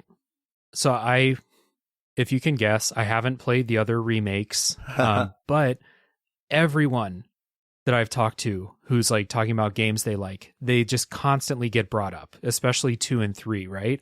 So yeah, Resident Evil 2 remake. Oh man, you got to do that for the show, and I will gladly come back for that. That game is exceptional. I don't know, seems pretty scary, not gonna lie. So like, because they, like you said, they have this great track record. This isn't like Square Enix remaking a Final Fantasy game where you're like, oh, it could be really good, or it could be one of the worst games I've ever played, because Square Enix like is super hit and miss as a company. Yeah. And it's also probably going to be 1 game instead of 3, which is nice. Yeah, true. And it's not headed by somebody who's obsessed with belts and zippers. So I don't have like, I know there's a lot of people who have like huge thoughts about the fact that this game is going to be remade, even within the Resident Evil series, because I feel like this game even more than a lot of the other Resident Evil games is just like super important to a lot of people. Yeah. I just played this game for the first time in the past month, so I don't have that like long time attachment to it. But you are right, like the fact that the other remakes have been so good, and the fact that people seem to really like 7 and 8, which are like the new games that they're making. I would feel pretty confident that this is going to end up being pretty good. And I also don't know anything about what they're doing with gameplay or anything like that. I don't know if they're going to keep this, plant and shoot style thing. Do you know? Have they even said? I don't know. The other remakes, I'm pretty sure it's been a while since I played the 2 remake, but I'm pretty sure it is just like this, where it's like plant and shoot, or pretty similar. Maybe you can move and shoot. I don't remember exactly, but the overall gameplay from Capcom on this style of third-person shooter has remained very consistent over time. Like the Resident Evil 3 remake and this don't play markedly differently. So I think that they will probably try to be pretty faithful to it, because they know that this formula is something people still want, and they can still make a good version of it. So I'm hoping. Yeah. I don't think this game needs to be remade. No. But I'm not the type of person who like gets mad about remakes that are unnecessary or something like that. Like for a lot of remakes, people will say like, well, Resident Evil 4, like you said earlier, is available on every single video game system from the GameCube to today. Yeah. I mean, everything that's powerful enough to run the game has a version of it on the store. Like it's on the Switch. So this isn't like a remake the game so people can play it, like Demon's Souls or something like that. And I don't think that this is a game like Final Fantasy VII, in my opinion, where the gameplay needs to be updated. No. I found this to be super fun, but I'm not mad that it's being remade, because like we've said, the track record says it's probably going to be pretty fun and it's going to look great. No doubt about that. Yeah, and there's like some quality of life things I think they could probably improve, like in the menus and like the way, I don't know, some stuff works. They could probably polish it up a little bit. If I had to predict, I have a feeling that this remake will be more faithful than even the like 2 remake is, which is pretty faithful, because this is a game where if they changed too much, like, I don't know what you would change in this game, to be quite honest with you, if you're coming at it from a remake perspective. Like, I don't know what Capcom would look at and go like, oh man, that's a real error that we need to like fix up, or like something we have retconned, because this game stands up outside of the series a lot in terms of story. So it's not like 3 where they had to like retcon in some story stuff. This game just kind of on its own. So there's no real need to change anything about it. Is the Resident Evil storyline like this tangled mess like Kingdom Hearts or something like that? It's at this terrible. Point? It's the overarching story of this series is god fucking awful. Sorry. God freaking awful. The overarching Resident Evil storyline is a train wreck of dumpster fires. Yeah. A friend of the show, the Main Quest podcast, has been doing a series on Resident Evil, but only the story, like never talking about gameplay. And it's one of my favorite ideas out there, because when I listening to the episode about Resident Evil 6, but not talking about how it plays, just the story, is very funny to me. Yeah, that seems like a really good way to hate video games. So let's get into some final thoughts before the non-spoiler section about Resident Evil 4. I'll let you go first. What do you want people to know, kind of in summary, and who would you recommend this game to? Play this game. You own something that it is on. It goes on sale pretty frequently. And even not on sale, I think it's like $20 or something like that, 30. Play this game if you are amenable to third-person shooters at all. It may take a little getting used to, in terms of the controls, because some of that is a little antiquated. But other than that, I think that most modern gamers, if they like enjoy third-person shooters, would like this game still. So play it. Yeah, I agree. The control scheme is a little bit, like you said, antiquated, but it's not that hard to get over and kind of get into the flow of it. And like I said, it's a lot of fun. So it's a pretty easy recommendation for me, unless you just like really don't like horror games. Yeah. I mean, like really don't like I don't like horror games, but I didn't find this to be very scary. And if you just really don't like third person shooters, then you know, maybe not. I mean, this is a third person shooter, but as far as this isn't like Returnal, it's not like it's super difficult or anything like that. And one thing this game does that I think we haven't mentioned yet that I really want to reward it for is that it's very bite-sized. Like, this game almost feels like, in a lot of ways, like it was made for the Switch or something like that. Because I played my final save time was 10 hours and 30 seconds. And I think I saved like 80 times or something like that. Like, there's save points everywhere. You can pick up and stop this at almost any time, like every 15 minutes or so. So don't have to like sit down with it and like, if you are scared of it, you can just push through little bits. And I think it really rewards that. So. Yeah. Each chapter has like, I think I went over 100 saves. So like there are many, many places to save. And that's not even counting like if you're playing on Switch or on PS4, PS5, you can just like, you know, go into rest mode and pick it up later. But the game itself, even if you're playing it on a GameCube, it is designed in these little bite-sized pieces for sure. And you circle back a lot in this game too. So like chapters will have like one save point that you come back to 2 or 3 times, which again, further incentivizes that like bite-sized nature. Yeah. So pretty easy recommendation. It's just, to me, it's just kind of like, if you hate third-person shooters, maybe not. But for everybody else, like if you haven't played this yet, I mean, I realize I'm probably one of the few who hasn't played this. But if you're listening to this and you haven't played it yet, it has my recommendation pretty easily. So let's do a little bit of housekeeping before getting into the spoiler section. So, Michael, one more plug for the debate thing. Yeah, urbandebate.org/donate or urbandebate.org/find-a-league. Again, they really have stepped up throughout the pandemic because you can do debate without going physically places, and that involved like buying a bunch of people laptops and stuff like that. So they really, really, really need support right now more than ever, and they do great work. I cannot recommend them enough. The National Association of Urban Debate Leagues. Very good. Again, check down in the show notes for links for places to learn more and or donate. Sounds like a good, worthy cause. Slightly less worthy cause is supporting Tales from the Backlog by telling a friend, hitting subscribe if you haven't already, maybe supporting the Patreon or going to the coffee page, however you pronounce that. Links down in the show notes, of course. Also, the Discord server for Tales from the Backlog is hopping. We have a lot of good people in there talking about games. I suspect there will be several people who played Resident Evil 4 and want to talk about it this week. So now's a good time to join. Also consider listening to a Top 3 podcast, which is my other show, doing Top 3 lists. Michael and I are going to take a break, and when we come back, it's spoiler time for Resident Evil 4.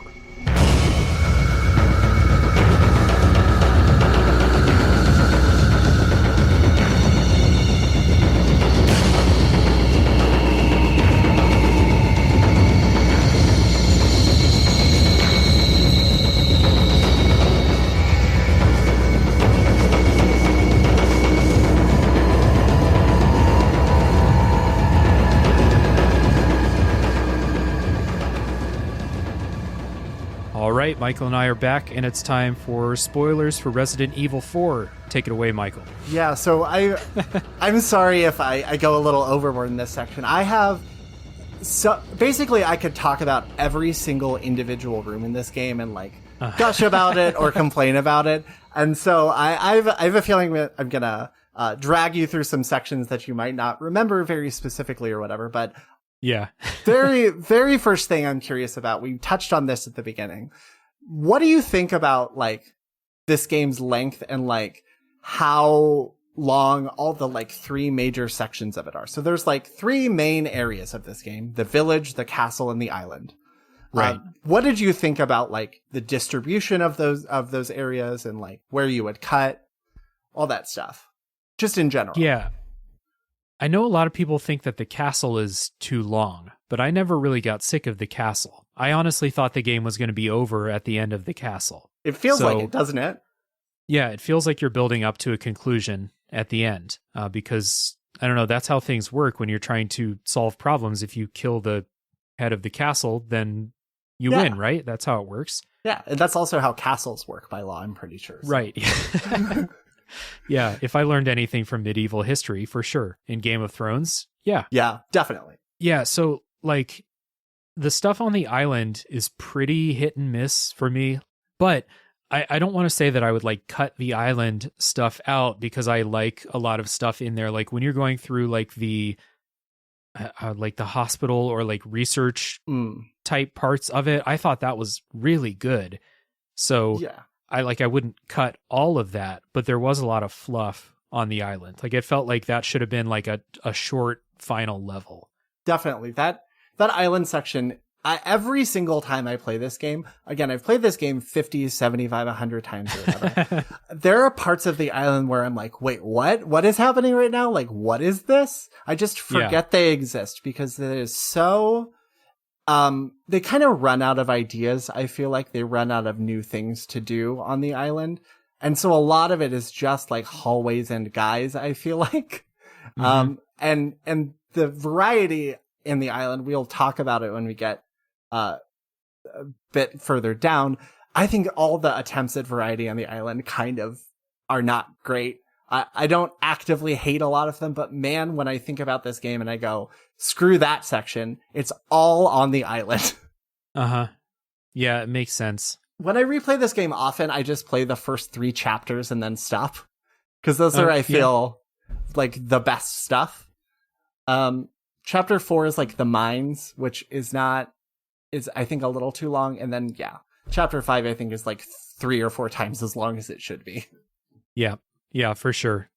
Yeah, I think if I don't know, if I did replay this, like the reason to replay it would be to mess around with some of the weapons that I didn't play with. And like some of those unlock as you get pretty far into the game. Yeah. So I don't know, I might keep going, but I definitely agree that the early parts of the game, especially the village, like particularly the village, and then some parts of the castle are like the top shelf stuff in this game.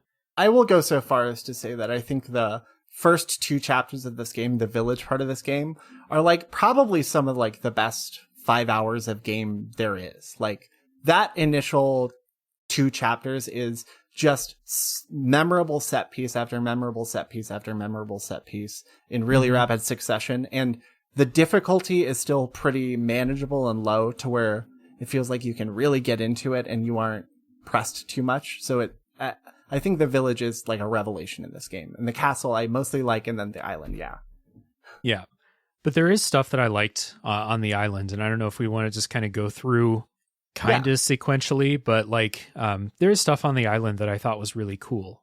But yeah, in the village, I really liked, like I talked about at the beginning, that part in the village where you go into like the town square, and then you had fought like one dude and then 2 dudes and then like one dude with another dude after it or something like that. And then suddenly you go to this village square and there's like 150 enemies out there. And if you go the wrong way, the guy with the bag on his head with the chainsaw pops out. And that was a whole thing. It took me, let's say if I died 10 times in the game, probably 3 of them were just in this opening thing. Yeah, it is a big difficulty spike, but I think that it gives you a lot of tools to deal with it. I feel like the one issue I do have is that I don't think it's communicated very well that if you go into this house, Chainsaw Guy appears, and that he doesn't have to appear, that you can not encounter Chainsaw Guy. There's also, in one of the houses, like a seemingly random house, is where you first find the shotgun, as far as I remember. Yeah. And I just like the first couple times I played, I just didn't go in that house. And then the third time I was like, oh, cool, shotgun. And I think the way I actually beat this was I climbed up I think there's another set piece in this square. So forgive me if this is later, but I climbed up in like the church tower. It's like a super long ladder, and then just kind of like stood up there and picked off enemies as they tried to climb the ladder, and then the timer ran out. Yep. That's I think how a lot of people end up doing it. Either that or they go into the house, and the house where the chainsaw guy appears that contains the shotgun actually has like the secret easy mode to this, which is it has like a wraparound ceiling or whatever. Like you can get up on the second floor and go out on the ceiling of the first floor and like walk around. And that's like the one area in this where you are safe from all sides, because when you're in the tower, I think enemies like throw bombs at you or something up in the tower, or they can hit you with projectiles in the tower. Right. If you're too close to the windows. Yeah. Yeah. And there's one area where that doesn't work. The real secret sauce, I feel, of this area is that it is that there are no like wrong choices. Like everywhere is kind of defensible. But there's like a lot of expression through play in this, where like you can push things in front of windows to like hunker down here, or you can like there's one where you have to like break a lock to get into like a pretty guarded area where you can just sit back and watch the door, but it's tense to break the lock because you have enemies coming in behind you, right? And stuff like that. So yeah, just a lot of like good little choices you can make about how you want to approach it. Yeah. And like I said, it was a little bit of a struggle at first, but once I got through that, like that was when I was like, okay, I get it. Like I get this game. I get how it's meant to be played. And then the rest of it was just like, oh, maybe this boss kills me one time. Oh, you know, I missed a QTE and I had low health and I died here. But I didn't really have any trouble even with like big combat encounters after getting through this first one. It's a real trial by fire, like you said. Definitely. And I think a pretty good tutorial, like you said, too. Like it teaches you what is expected of you in, I think, a pretty good way. Yeah. So other stuff in that kind of village chapter, I really thought that the lake monster fight when you're on the boat was super, super fun. Yeah. That is a nice little, again, like a variety chapter. Nothing else is like that in the whole game. It's just a fun little boss, I guess. Yeah. Yeah, I enjoyed that. More tension from that than a lot of other boss fights. I don't know, something about being on a boat against a lake monster is just a little bit more tense than fighting, you know, a big dude. There's also in that boss fight, you can like fall into the lake, you like get knocked into it and have to swim back. Yeah. You have to do the button mash QTE to get back. Yeah. And he swims like absurdly fast. It's kind of like you're pounding it really fast. But the underwater when you go down is like really creepy and like a thalassophobia. You can't see where you are. You can't see where the monster is kind of way. Right. So yeah, I like that boss fight a lot, as strange and incongruous as it is. Yeah. I guess before we get any further, were there any weapons that you really, really loved? Or like, I mean, you've played this many, many times. Are there any that like you just like really enjoy more than others? I think the machine gun, the TMP in this game feels really good. Mm-hmm. I think it's really well tuned, and it also is like a nice balance between feeling like impactful and feeling fast. I think all of the pistols in this game are fun in different ways. Like the pistols are the secret goats of this game, in my opinion. I've recently in recent playthroughs been more amenable to the Red 9, because the special upgrade for that gives it like I believe a base power of like 6.5, which is like a shotgun. So you're just carrying around like a little shotgun that can shoot 20 something bullets, and it just pops really satisfyingly. I don't like the mine thrower. That's one I never buy. And then I think that all the others, like, I think the shotguns feel good, not great. The rifles feel good, not great.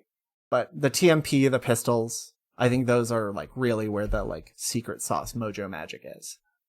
Yeah. I use the TMP as well as, whatever the kind of better version of the shotgun is that you can get like in the castle, I think. The riot gun? Yeah. I use that one. And then I use the Red 9 and the semi-automatic rifle for the whole game. Like those four, like once I got those, I think like at least by the end of the castle chapters, I didn't really mess around with new stuff except for when rocket launchers start to come into the picture. Yeah. The nice free rocket launcher you get. It's such a nice, like, such a nice thing that they're just like, these items are rare, they're expensive, but this is like your, I don't feel like fighting this boss. Let me just shoot it with the rocket launcher and get past it. It's oddly generous in a way that like these games are not. I mean, third-person shooters are not generous in that way ever. Yeah. To get a get out of boss free card right before you're about to go through a series of pretty difficult bosses at the end of the castle / the beginning of the mines area is like such a smart concession. And the area where you get that is right before, like the hall before your last attaché case size increase. So it communicates to you like, hey, take this freaking rocket launcher. Like, you want this. Yeah, I remember I didn't take it because I didn't have space. And then I went up to the merchant. I bought the inventory upgrade and immediately was like, okay, back to that rocket launcher. Go get that. I believe the upgrade is exactly the amount of space of a rocket launcher. Yeah, the game is like, hey, Dave, like, smack me in the face a few times. You're like, Dave, take that rocket launcher. You really want this, bro. Yeah, and I didn't even know that it kills bosses in one hit. It was just like, oh, a boss fight, well, should use this rocket launcher, and then it just dies, and you're like, oh, okay, that's very nice. Did you ever use any of the magnums? No, I was married to the Red 9. Yeah, I mean, reasonable. The Red 9's pretty great. There, you can get a free magnum, actually, by backtracking in a place that the game really doesn't tell you should be backtracking. Which is, that room that's like a room full of lava that you go into, where you have Ashley with you. If you backtrack to this like outside corridor area where there's like a door you couldn't get through, you can like push Ashley up and through and she'll unlock it. And on the other side, it's just like a magnum and a bunch of really valuable items. So you can get a free magnum. But yeah, and they feel pretty good, but you get like no ammo for them, like magnums. I always picked up ammo even though I wasn't carrying one, and I always sold those. They're actually pretty, you get a good price for them. 500 each. Yep. Yeah. While we're here, I just want to talk about the lava room because I brought it up. Yeah. Let's talk about that. What the heck? Why does it, how do you get this installed is my question. I know. That's what as soon as I saw that, I was like, oh yes, of course. Like, when I own a castle someday, I will have a lava room, as you do. And the way you get to this room is the thing about this game that is most incongruous to me. I do not understand what this thing is that you get on. Yeah. The machine is the only way to describe it. It is like a TIE fighter made of gears where you stand in the middle and like get whisked over to the other side of a 20-foot ravine, maybe like a surprisingly small ravine full of lava. And then you go into the next room and it seems to be like some kind of moat of lava, but like it's just a contained room. Why? Yeah. See, that's the extravagance that the people at the castle, they're just showing off. Like there's, they have like, your golden suits of armor and your golden swords, and you have your suits of armor that come to life and stuff like that. But all of that's pretty standard castle stuff, right? So like this lava room, that's where the extravagant spending comes in. I mean, just think about how much it would cost to install that, but keep it maintained as well. Yeah. That's a pretty big flex now that I think about it. You're totally right. Yeah. All the other castle owners in the area are like, gosh, my castle's pretty nice, but it doesn't have a lava room. Yeah. That's fucking guys. It's when I first found that, like I saw like the lava moat in the machine, and as soon as you step on it and the wheels, it's two wheels with like these thin little spokes and then a platform for you to stand on. And as soon as he stepped on that and it started moving, I think I like laughed out loud and was like, okay, I got to get back there. I got to take some screenshots of this. This is ridiculous. And when you get on, he turns to Ashley and goes, wait here. But why? Like, why now? Like, what about this is like, Ashley shouldn't go into the lava room, but she can, come with me all these other places that she shouldn't be going. Lava rooms are 18 and up. For sure. Oh, okay. Yeah, that was crazy. And then in the lava room, you're like, it's like shifting platforms. It's ridiculous. They have dragons carved out of stone descend from the ceiling on chains, and on those there are people with sniper rifles. Yeah. How do those people get to their job? Like, is there like is it like a stage where there's rafters up above? It's gotta be.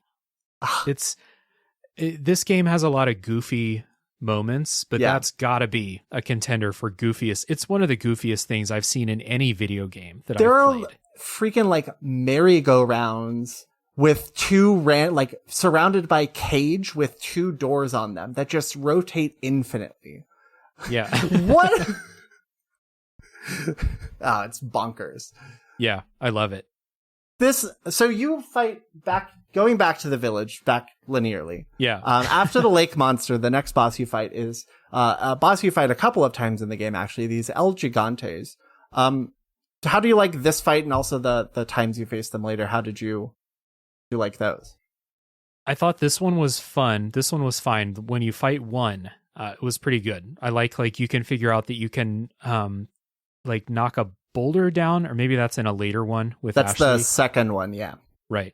Yeah. So it was all right. I didn't mind it. The first one is when you're in the kind of open thing, and if you saved a dog, the dog will distract it, right? Yep. That's the one. Yeah. I enjoyed that, and I enjoyed being rewarded for being nice to animals. Yeah. That is like a strange, like, one-off little mechanic there, where it's like this random dog in 1-1 affects this boss fight later for no conceivable reason. Right. But later on, when you fight them, I started to have less and less fun, especially the one with Ashley, because she will just like hunker down in the fetal position right in like the hitbox of the attacks. Yeah. So that one was not super fun.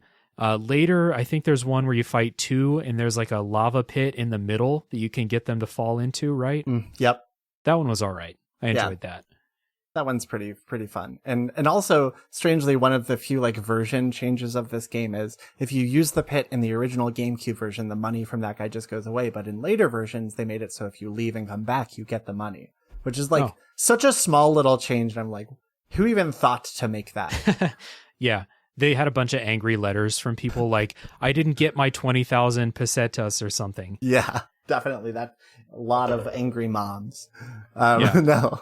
Later on, I like how the one where I think it's the one where you have Ashley with you. I believe that's the one where you have a choice of you can go that way and fight that one, or you can go to the left and it just says like, we have a bunch of dudes ready. Yeah. You can do both, actually. Yeah, I was going to say, I think the pro gamer thing is to do both and get the rewards for doing both. But I like that because we didn't really talk about earlier. Not that it's super important, but you find those little notes around the levels where the bad guys are basically leaving notes explaining what their exact plan is for you. But with like dramatic vagueness in them.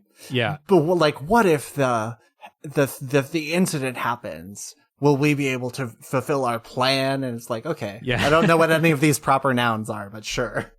Right. But you find one that says like, okay, to the left, we'll set up 1 million dudes, and to the right, we'll get El Gigante. And then I was like, oh, okay, that's kind of cool. Like letting me know about my choice as a reward for poking around and reading stuff. Yeah. And that's kind of the only useful one. All the other ones are like the Luis notes, I think I don't know who he's writing them to. Like, what is the intended audience of Luis's notes throughout this game? I don't know. But yeah, Luis is a weird character in general. Like he just kind of shows up. He seems like he's going to be super helpful, but he's rarely super helpful. In fact, I remember the one time he shows up and he's like, I think he's like, I got a cure, but I forgot it. I'll be back. I got to go get it. He has a big habit of like, knowing what to do and then like, not being able to do it or like not communicating it or like just being vague and like walking away sassily. Mm-hmm. Like what Luis loves nothing more than like a sassy saunter. Yeah, he's a big entrance and exit guy. Yeah. So I didn't like fully latch on and like internalize this story, but like one thing I did find that was just super funny to me early in the game is so like Sadler's explaining like the motivation for making these parasites. And the motivation is like, we're going to show the US that they can't police everybody. So they create a parasite and kidnap the president's daughter for ransom money. It's a very weird, like, how is this going to accomplish like showing the US that they can't police the world? Which is, you know, I'm all for that. You know, the US should not be policing the world, but like, this is how is this going to get that point across? Very thematically confusing game, because the recurring theme of the enemies in this game is American imperialism is bad. And they will frequently say things like, this is not some action movie where an American sweeps in and like kills everyone and saves the day. But then that is what happens.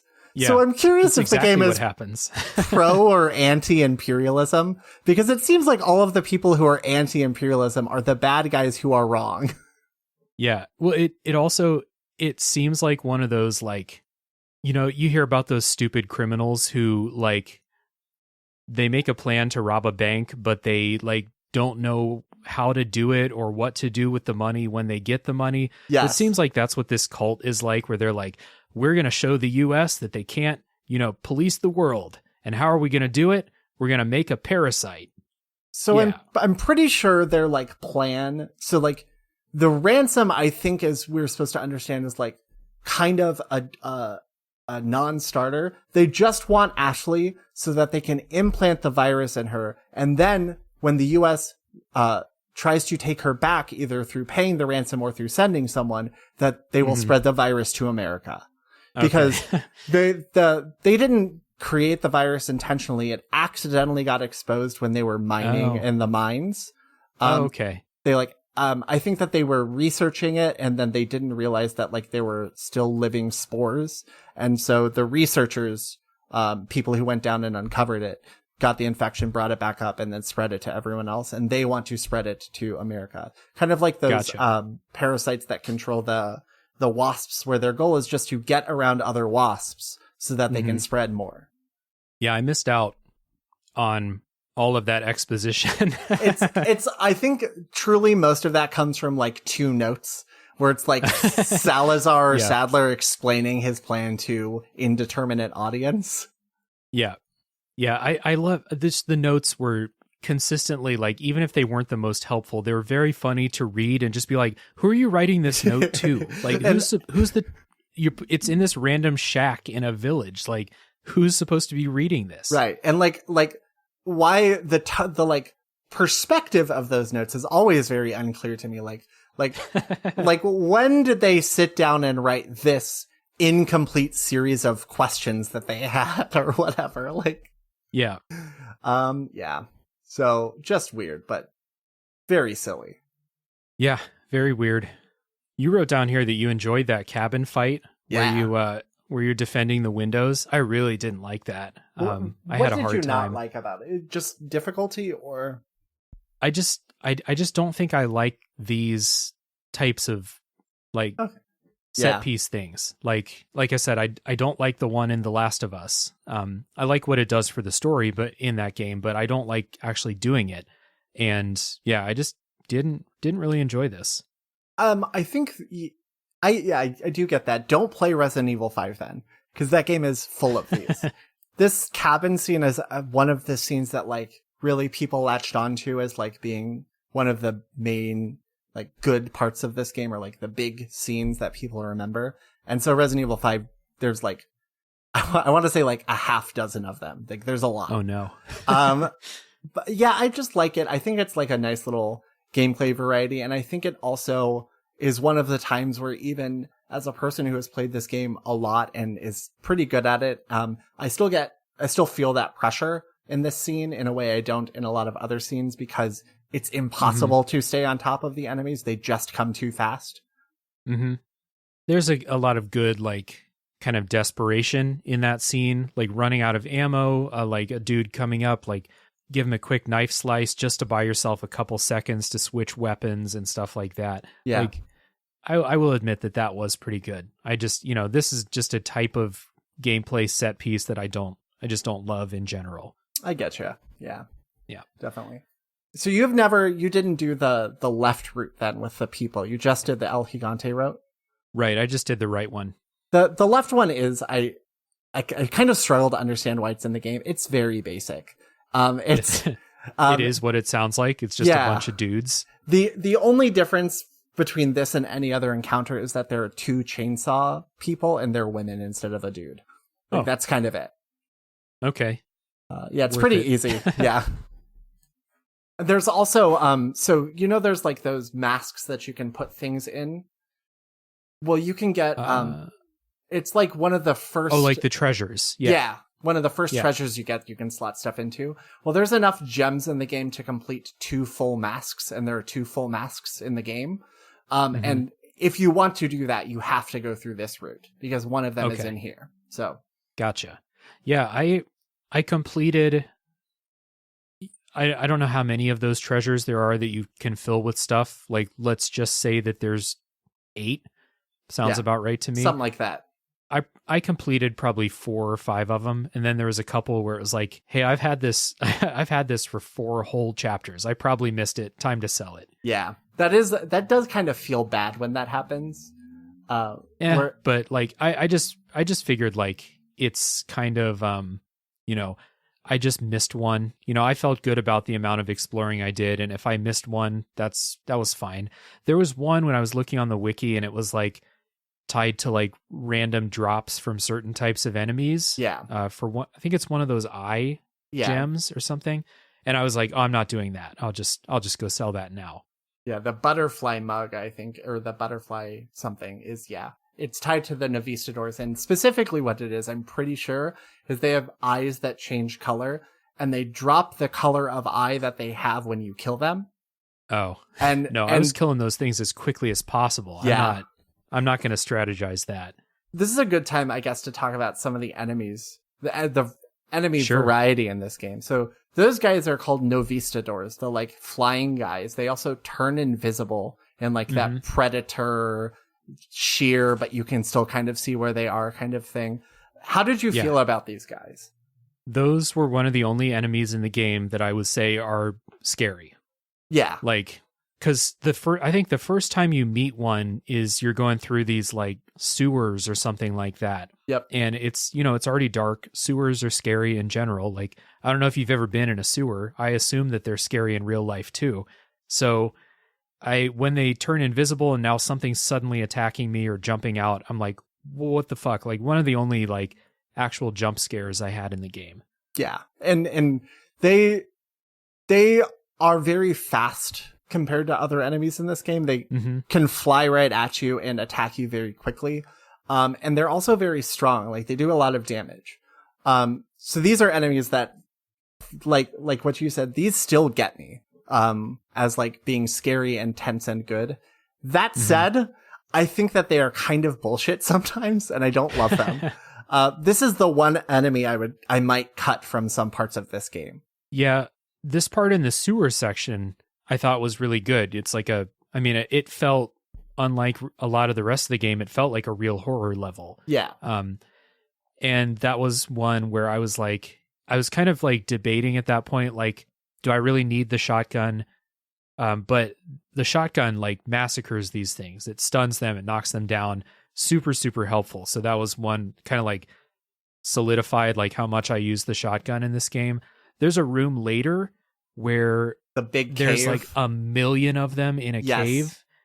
It was too hard. It's too many. I hate that room. I hate that room. That is that is one of the rooms that my brain blocks out like every single playthrough, because it is such an obvious cut to me, because it is so unfun to be pestered on all sides by the fast enemy, by like a dozen of them. That's a room I can't get out of without just chugging through healing items and just like running through, because otherwise you're going to get pinned down and just screwed. Yep. Yeah, I did not enjoy those. An enemy that like I started the game, like when they first came in, I did not like, are the blind one with the Wolverine claws. Pretty sure they're called like they have their eyes. Garradors. Garrett, I think it means warrior or something. I don't know. I'm not sure. My Spanish is a little rusty. But the first room, when you find one, and I think you have to let it out of its like restraints in order to like solve whatever the puzzle in that room is. I thought that was good. And you shoot the bells to make it run over so you can shoot the parasites on its back. I thought that was good, but I think they used these enemies too many times. Like, yeah. Later on, there's an encounter where you have to fight two of them at once. And it just like started to take too long, Yeah. Because the like you said, they're blind, and their weak spot is on their back. They have this like a big parasite thingy. And so what you need to do, or you're encouraged to do, is like walk around so that they can't hear you, to go around the back, or to run and either shoot the bells so that they'll run at those, or to run somewhere so that they will turn and run that direction. And then you walk away from where they're like running towards so that they can't hear you. And it is like a good variety. Like it encourages you to not just run all the time. And it also encourages you to like circle around people, because there's not any other enemy in the game that really encourages that. But like you said, they do just become like a thing that the game uses when it wants to make things harder. So like my least favorite one of these is the one where you're in a room and like a cage drops on you. Oh yeah. I don't like that encounter. And every time I play this game, it's one of those that I dread. Like I have to steel myself like, oh, this fucking room, this fucking bullshit. I hate it. I died a couple times in that room. And I think the way that I got out of it was like trying to position like the enemies and the door that has the lock on it, like on one side, and then just throw a bunch of grenades. Yeah. And try and like, get them at least incapacitated for a second and break the lock so that I can run out and like kind of feel like I have, agency again. Yeah. They're kind of, and they also do this move that I don't like, which is they just spin around in place, and that thing can hit you 4 or 5 times in sequence with no ability to move. And it doesn't feel great. Fun little fact about these guys that I'm not sure you would have encountered. If you throw a flash grenade, they can see. Oh, that's weird. Isn't that so strange? Yeah. Flash grenades are something that in a lot of games I don't use because they're not super useful. Like in a lot of shooters, they fucking rule in this game. They're so awesome. Because they, so what I was gesturing at before with the special type of enemies way back at the beginning was there are enemies where the parasites will burst out of their head, and they like have, there's like 3 different types of parasites, but they're all a big deal when they come up. They will do a lot of damage, or you have to deal with them. And flash grenades will insta kill them. Right. So that's the best use case for these, in addition to like a get out of jail free card if you're pushed in a corner or what have you. Right. And I don't think the game says that, does it? It doesn't tell you that these insta-kill parasites. I don't know how I figured that out. It doesn't seem like someone would tell you, or like those notes that you find probably wouldn't say anything about it. So it's probably just, you're running low on ammo. I guess I'll throw a flash grenade and see if I can run away. Oh, wait, it killed that thing. Cool. Yeah. It's a nice little gift for using your get out of jail free card. Yeah. That said, their flash grenades in this game are like otherwise, like they're only really useful when you're really down and bad off. Whereas like all the other ones, they don't feel good, I guess is my point. They don't usually feel that good to me to use, but the other grenades, this grenade specifically, I like the other grenades more than the flash grenades. The fire grenades especially, I think, are very fun. They feel really good. Yeah. They're super useful to like buy yourself some time. I use those a lot against those, the dudes with the Wolverine claws, because it was, sometimes they just get too close to you and you need to like just buy yourself a few seconds. Yeah, definitely. And the last, I think, enemy variety while we're talking about these are the regenerators, which are the enemies at the end of the game that you have to use the thermal scope for. How do you like these guys? I love those. They're so creepy. and so creepy. they move just slow enough that like I felt like I had time. Like I felt like if I did my job and made the right shots, they never got up next to me. Yeah. But if you miss 1 or 2 times, then suddenly it's like, oh shit, I gotta, back away and try and like try again, I guess. But yeah, I really like them, and they're creepy as fuck. That's like the main thing. Like when I first saw one, I was like, oh, what is that? Yeah. And the way that they have you encounter these is so neat and smart, where you have to go into a room to get a thing. You like activate, or I think you pick something up. And then when you come back out, an enemy that was frozen or like on a table has like gotten gone. up and left. Yeah. And it's right there. Like it just is right around the thing. And it's like, oh no. Yeah. And I really like those. Did you see the death animation for when these guys kill you?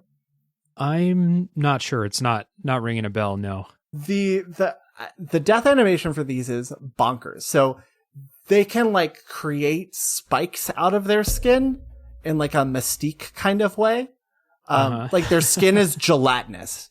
And they just spear Leon. They just shoot out spikes from their bodies and spear Leon on their body. It's grisly and it's awesome. Nice. There's so many bespoke death animations in this game, by the way. Yeah. Did you see any of those? I was just going to say, like, I was just thinking as you're describing that, I was like, yeah, there are a bunch of cool ways that enemies can kill Leon. I just don't remember them off the top of my head. You can get decapitated by the chainsaw people. Mm-hmm. I'm pretty sure the Garadors can like slice your head off as well, or they like do something like that. I think so. The El Gigantes can like basically suplex you, like they slam you into the ground like a doll and just like smash you, and then it's like game over. The Noviciadors can melt your face off with their acid, which is really really neat. And then there's I feel like I'm missing one, but those are the main ones. A lot of very cool animations. There's a YouTube mega cut of them.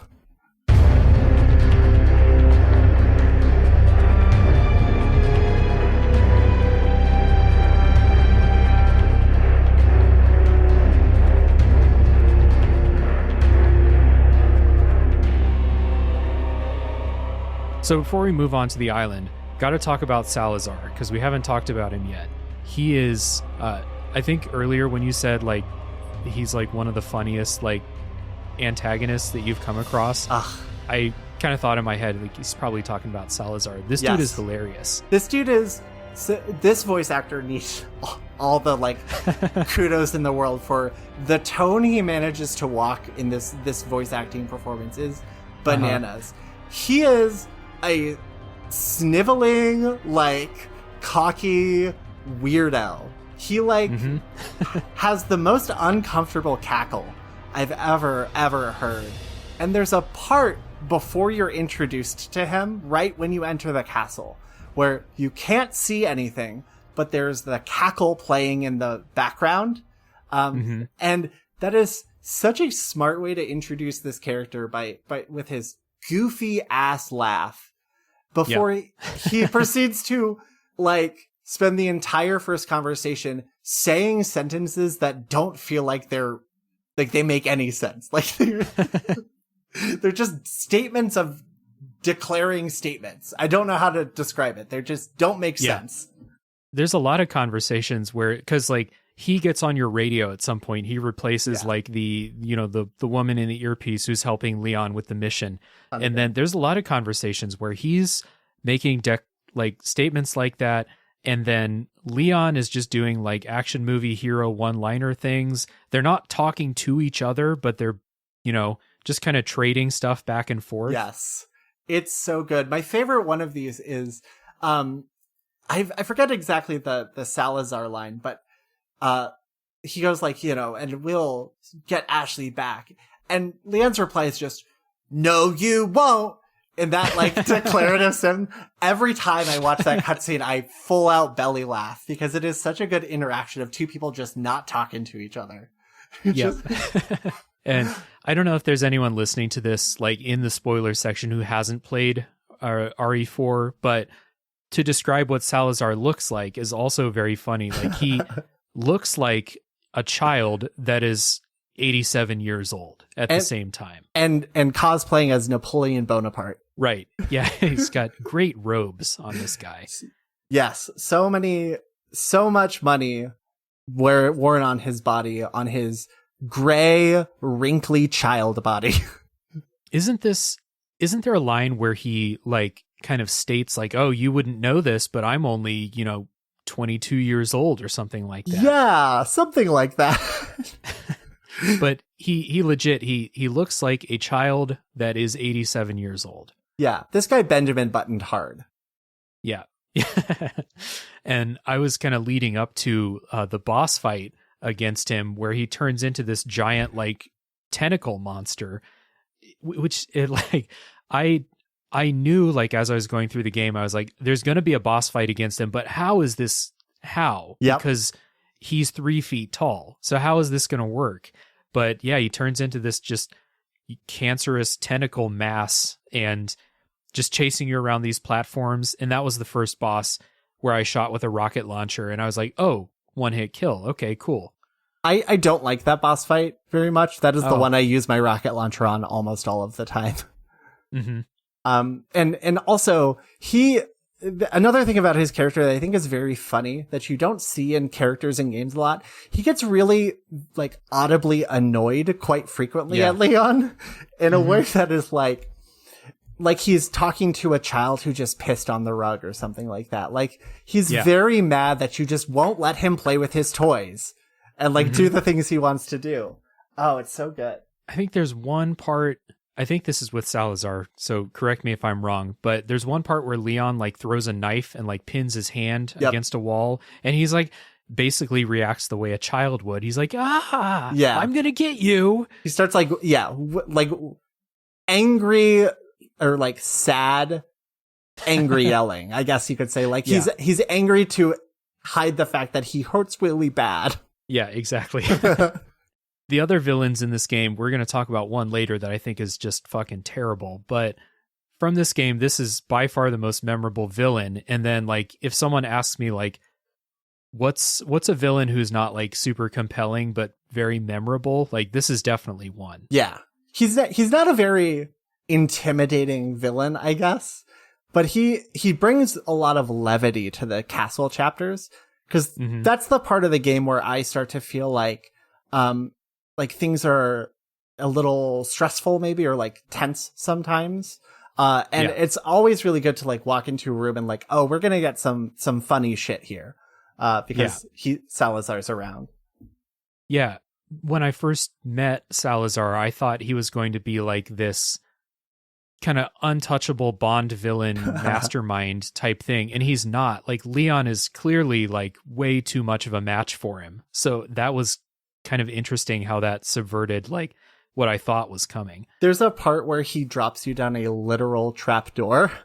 Like Leon walks onto what could not like Mr. Burns. Yes. It's so obviously a trapdoor too, by the way, if you look at it. And he drops it and he has like this listening device and he's listening for the sound of Leon being impaled, and he doesn't hear it and he starts like throwing a temper tantrum, and it's so funny. Mm-hmm. We're going to talk about the island, I guess. Before we go there, there's one room I want to talk about. This is my favorite room in the game. When I thought about the spoiler wall and what I wanted to put after it, this is the first thing I wrote. The water room. Do you know what room I'm talking about? Do you have any guesses what I'm talking about? If it's not the one where you first fight the, what are those dudes called? The Novistadors, then I don't. So the room I'm talking about is the one right after the first Garador fight, the first Wolverine fight, where you walk in and there's a bunch of enemies in front of you, and you have to do a shuttle run down to the far side to, and you have to like put Ashley on a platform and go on the other one. And then you have to make a shuttle run back down to like do a crank that lowers a stairwell. And then you go up there, piggyback Ashley up, and she has to like go do cranks, and you have to like snipe enemies, and then you jump across platforms to get out of the room. Does this ring bells now? Yeah, it's a really big room, right? Yeah, it's like a gauntlet. Yeah. Yep. Yeah, I remember that. This is my favorite room in the game. This is like, I keep a save file right before this room just so I can replay it.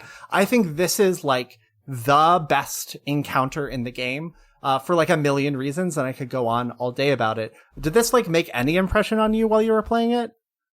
Yeah, I mean, I was definitely having fun. Like we didn't talk about the puzzles at all. Because they're pretty light. They're pretty easy, and like, I don't know, not many of them were super memorable. And I don't know, I don't really love puzzles in games. Like, you know, combat room, okay, do a puzzle. Like stuff like that. I don't always love those, but I do remember this like water room being, if I remember right, is this the one with the big statue of Salazar with the hands moving? Different room? Different room. That's way much later. This is Much really later, early in the castle. I'm pretty sure it's in 3-1. Okay. And I think the real secret sauce of this room, I guess, is that it is a room that like changes while you're in it a lot, and in a way that affects the game. So like you have to go down to the far side, and then like enemies appear from different directions than they were before, and they like press in on you in different ways. And then you have to like go back, and you have a choice to make, which is like, does Leon do the crank, or do you have Ashley do the crank? Okay, yeah. And it's full of these like little choices. Once you get up and you like piggyback Ashley up, you have to like watch her with the sniper rifle, but you also have enemies coming at you, so you have to like balance it. I just think it's like a really solid like room that is like the thesis of the gameplay in this game, I guess. It's like a good one room thesis statement for the game. And it's so fun to me every time.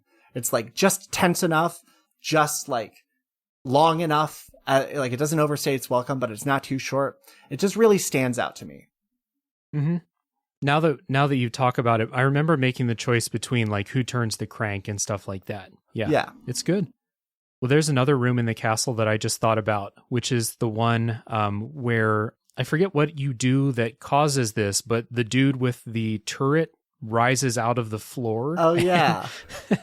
It's another one of those contraptions where like if you just take half a second and think about like the construction of the castle, they're like, okay, and this is the rotating turret room that comes out of the floor. Yeah, that room also has like a strange like wall that attaches to nothing. Like it's just a wall in the middle of nowhere with a window in it that you can jump through. It's very silly. Yeah. A lot of silly stuff. But I enjoyed that stuff. And then if we're talking about the castle and that big statue room, what is up with that statue? Yeah, exactly. It's another extravagance. Not only am I going to have a, 50-foot tall statue of myself inside my castle, I'm also going to rig it up so that the hands act as little elevators. Yeah. they have there's switches that make them do different little patterns. Yeah. All over it. And we have fun in this castle. Hey, we work hard, but we play hard too. Yeah. And then it comes to life. I don't know how. Is that what's happening there? Yeah, man. Tough to say. I don't remember like what happened after you kind of solved the puzzle of that room, but the whole time I was like, is this like a treat for the people who work in the castle? Like they get to take a ride on the little thing on the hands. Yeah, it seems so unsafe too, because like you go up really high in that room. It's like a 4-story tall room, and it's just like on these like uneven surfaces that go at weird angles, I guess. I don't know. Mm-hmm. Silly. Yeah. Okay, we can move on to the name of the game. Yeah. All right, so the island. I kind of like, first of all, I thought the game was going to be over. So it's never a good sign when, well, I guess sometimes it could be. In this case, it was like, oh, I thought this was going to be the end. Now there's a whole new thing, and I bet that this is at least as long as the castle or the village. So when that came up, I was like, all right, let's see what's here. And then for a while, it's just a lot of like, going through those cliffside things or kind of like those military base looking places with just a bunch of dudes and encounters that last like, 50% too long. Yeah, they just kind of pump the numbers on a lot of stuff here, in a way I don't really love. And it is very, very, very brown.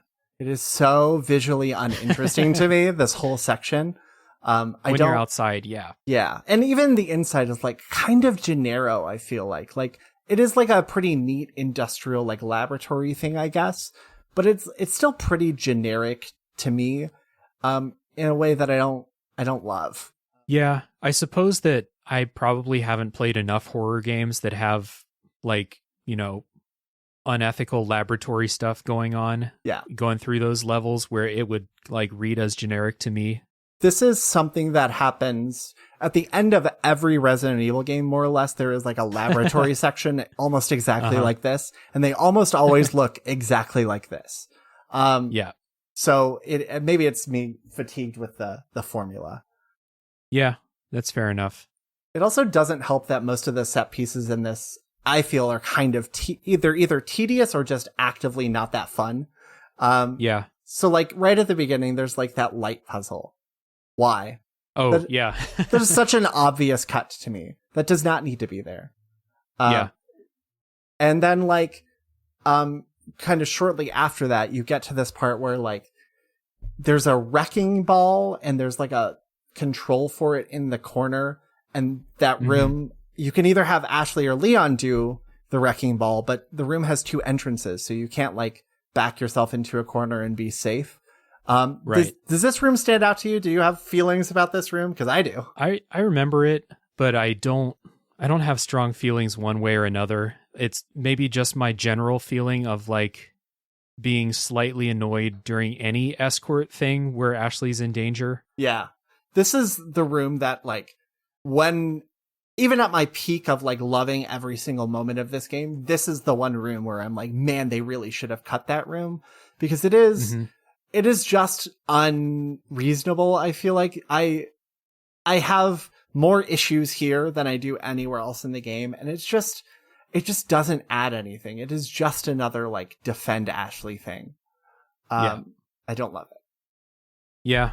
And I don't like, in this level, the one where you're on the back of the truck and there's just dudes somehow running up to a moving truck. Yeah. And, you know, jumping on the back and stuff like that. I don't like that. And I mentioned the minecart thing earlier. The minecart thing is like 2 or 3 times as long as it should be. Yeah. It's pretty long. So these sections just, like, didn't really do it for me. When you think, like, well, these are, like, very arcadey video game type things, you know, on the back of a truck as enemies try and climb on, or on minecarts going through, like, a, you know, Donkey Kong Country type thing as enemies try to jump on.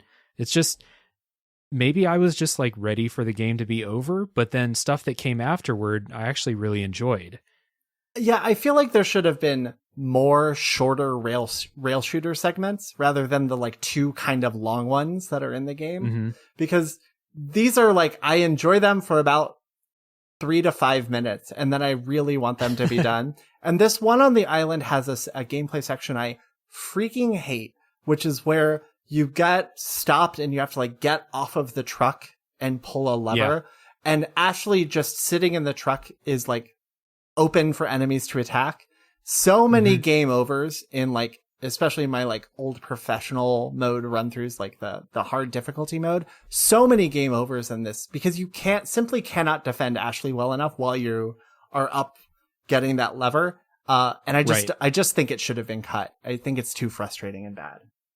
Yeah. There's a section later where you're climbing, and it's like this kind of complex with a bunch of, you know, shipping containers and, like, crates and, like, platforms being held up, like, with nets and stuff like that. And you're just trying to get to the top, I guess. And you're getting on all these cargo elevators, and there are just a million enemies coming at you. That's probably, like, after the thing at the beginning in the village, that's probably the part where I died the most. Yeah. You just have dudes with crossbows everywhere. You're talking about the, like, 5-4, that, like, very long, like, it starts with, like, the helicopter dude showing up, that part. This, honestly, like, the sequence of events here just kind of they blur together. Same. And I've played this game like 50 times. No, I totally get you. All the like fight hallways in the end of part of this game, I really, really, really think should have been cut. Yeah. And speaking of things that could or should have been cut, I think that this game would be better without Krauser at all. Yes. Like, absolutely. He serves no purpose in this game at all. Except for like a really frustrating part of 5-3. Like, right. The ruin sequence with Krauser is on this replay.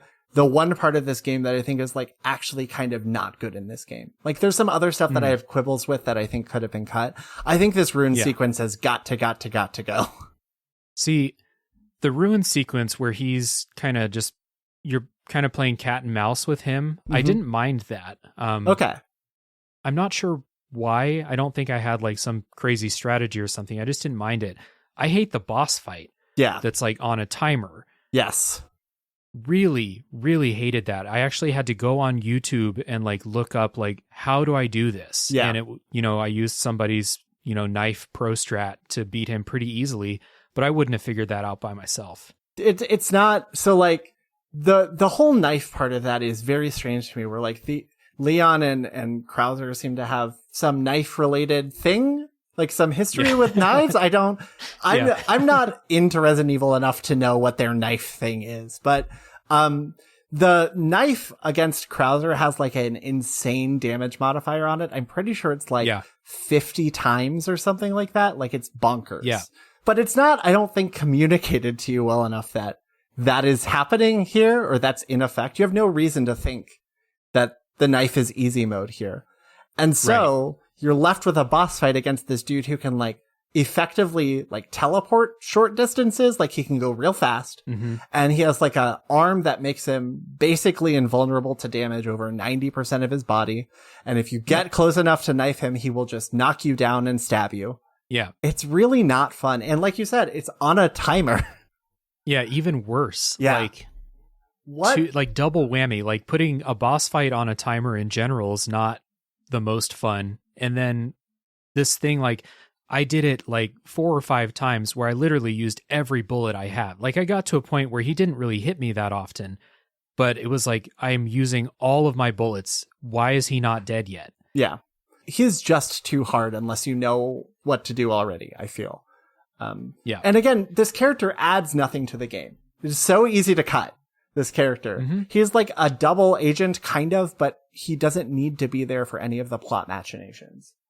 No, not at all. Like I don't even think you would have to adjust the story much. You would just cut that chapter out of the game. Yep. And then maybe like one character later is like, oh, he killed Krauser. Oh no. And then that's it. You move on. And that's immediately before this like long series of combat hallways. So it's like truly the last areas of this game before the final boss fight are long combat encounter, boss fight, long combat encounter. And it just goes on too long, especially when there's the very last like regular encounter of the game is this room where you like walk in and there's stairs in front of you, and then behind those stairs there's like a platform and a room, and your goal is to like get a key card from a guy to exit the room. Does this room stand out to you at all? Because I hate this room. Yeah, that's the guy who he runs away from you. Yes. Right? The guy that has the key card. Yeah. And enemies show up from nowhere. They just keep coming. Yeah. I think this was like at this point in the game where I was like still having a reasonable amount of fun, but like very much like, can we wrap this up? Yeah. It truly such an obvious cut because there's no new gameplay thesis there. It's not doing anything interesting. It is just another room with a lot of enemies and one you have to kill specifically, which they've done before. So yeah, no bueno. Yeah. We talk about a story thing for a second. Like we didn't mention early, but so Leon gets injected with the virus, and I spent a good part of the game either thinking like, okay, we got to get this virus, like we got to cure this, right? Like something bad's going to happen to Leon, or completely forgetting that happened in the first place. because they don't do anything with it Nope. at all. There's a couple cutscenes where Leon is like, losing control of his body briefly or something like that. Yeah. But it doesn't affect you in gameplay whatsoever. And then at the end, I laughed out loud when they find the magical virus removal or parasite removal machine. I was like, what? They have parasite removal down to a single button press. Yeah. You sit in a machine and then bloop on and then parasite gone. But why? So in the story of this game, these are parasites that were in ancient rocks, and then the spores released and they infected their host, and their goal is to self-replicate. Why did these parasites build this device? Or why do they have this? Everybody who's in power pulling the strings behind all of this has the parasite. Right. Yeah. And they want everyone to have it. Yeah. And sorry, I misspoke. Leon doesn't have the virus. He has the parasite, as well as Ashley. Yeah. Ashley as well. So and then just very funny how you're coming to the end of the game and you're like, I wonder what's going to happen with that parasite plot line. Oh, there's a magical machine right before the end of the game that just removes the parasite. No one's guarding it or anything. It's just in a room on the critical path. Yep. Very weird. Just totally unnecessary thing. And I feel like this is one of those things that was maybe from an earlier draft of the game or something. Feels like there's a lot of potential here for double and triple agents or people to be switching sides or whatever, but that doesn't end up happening in the game almost at all. All of the double and triple agenting we learn about in 2 cutscenes and some notes. And so it really feels like a missed opportunity, like a MacGuffin. Although there's one interesting thing about this. So when you have the parasite, your eyes turn red. And throughout the game, the merchant has yellow eyes, I'm pretty sure. Yellow eyes. Except I believe 2 of them have red eyes. So there are 2 infected merchants. And all of the merchants are not the same guy, is what that implies. These are different people. Just adding to the mystery of the merchant. Truly. Yeah. So kind of wrapping up stuff on the island, you fight Sadler. That boss fight I thought was pretty fun and a nice kind of almost final test of what have you learned about fighting these parasite monsters? Basically flash grenades wreck him. And then I think I had the rocket launchers are single fire. Didn't mention that earlier, but it's a very precious use that. But it's either a multiple phase fight or the rocket launcher doesn't kill him in one hit. It doesn't even on easy. Right. So I used the rocket launcher, but you do actually have to fight him. But I enjoyed the fight. All the little eyeballs, I think it is. Yeah. That pop up and you have to shoot the eyeballs. Very almost Zelda. Yeah. Ish. That's what I was going to say. It's almost like a test boss, in Zelda, where the entire game has been about shooting little things. And it's this guy's got a bunch of little things in different spots on his bodies. Can you shoot the little things? Yeah. I enjoyed that. This is a game that on first glance, I would have guessed that it would have bad boss fights, but most of them are actually pretty fun. Yeah. There's just a couple that I really disliked, Krauser was horrible. And then, there's one that's following you around in the shipping container maze and you have to open up the doors. I really didn't like that. It. Yeah. That's what it's called. Just it. Yep. It's just called It. Okay. Very good. Yeah. Didn't like that. But other than that, the boss fights were mostly pretty good. Yeah. That It sequence, the game decides to be a horror movie or a horror game for 10 minutes. And then it's nope, no more. And then you hop on a jet ski because it's not a horror movie. It's an action movie. And earlier I said the very ending thing in the game, I hate this jet ski part. It's terrible. It's such a good way to cause your player to have a little spike of frustration literally seconds before the end of the game. Yeah, exactly. I don't know what the purpose of, you have to be very precise. Yes. You have to basically do this perfectly. And I don't know what the purpose of making this difficult at all was. You should not be able to die here. Yeah, you can make it look difficult, just have rocks crashing down from the ceiling and stuff like that. But the fact that you can die, and I did die 4 or 5 times, just, you're right. It's kind of like, instead of a little cherry on top of the game, it's just a little turd. It is so strange to me, the impulse to introduce a wholly new mechanic less than 2 minutes from the end of the game. Right.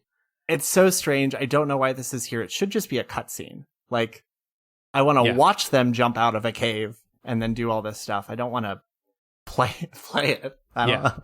I think it would have been a lot better that way, for sure. And it ends with the best line in the game, I feel like.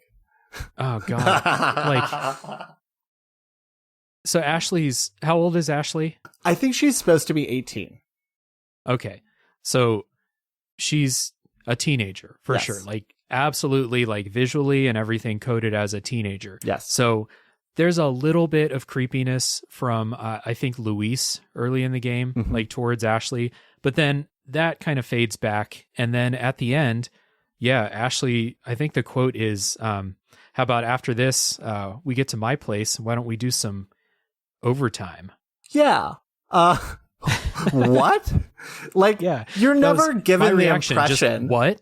There's no indication that she is attracted to Leon throughout this game, I feel like. And vice versa, too. Yes. Like, there is no sexual energy between the two of them throughout the entire game. It's a very much...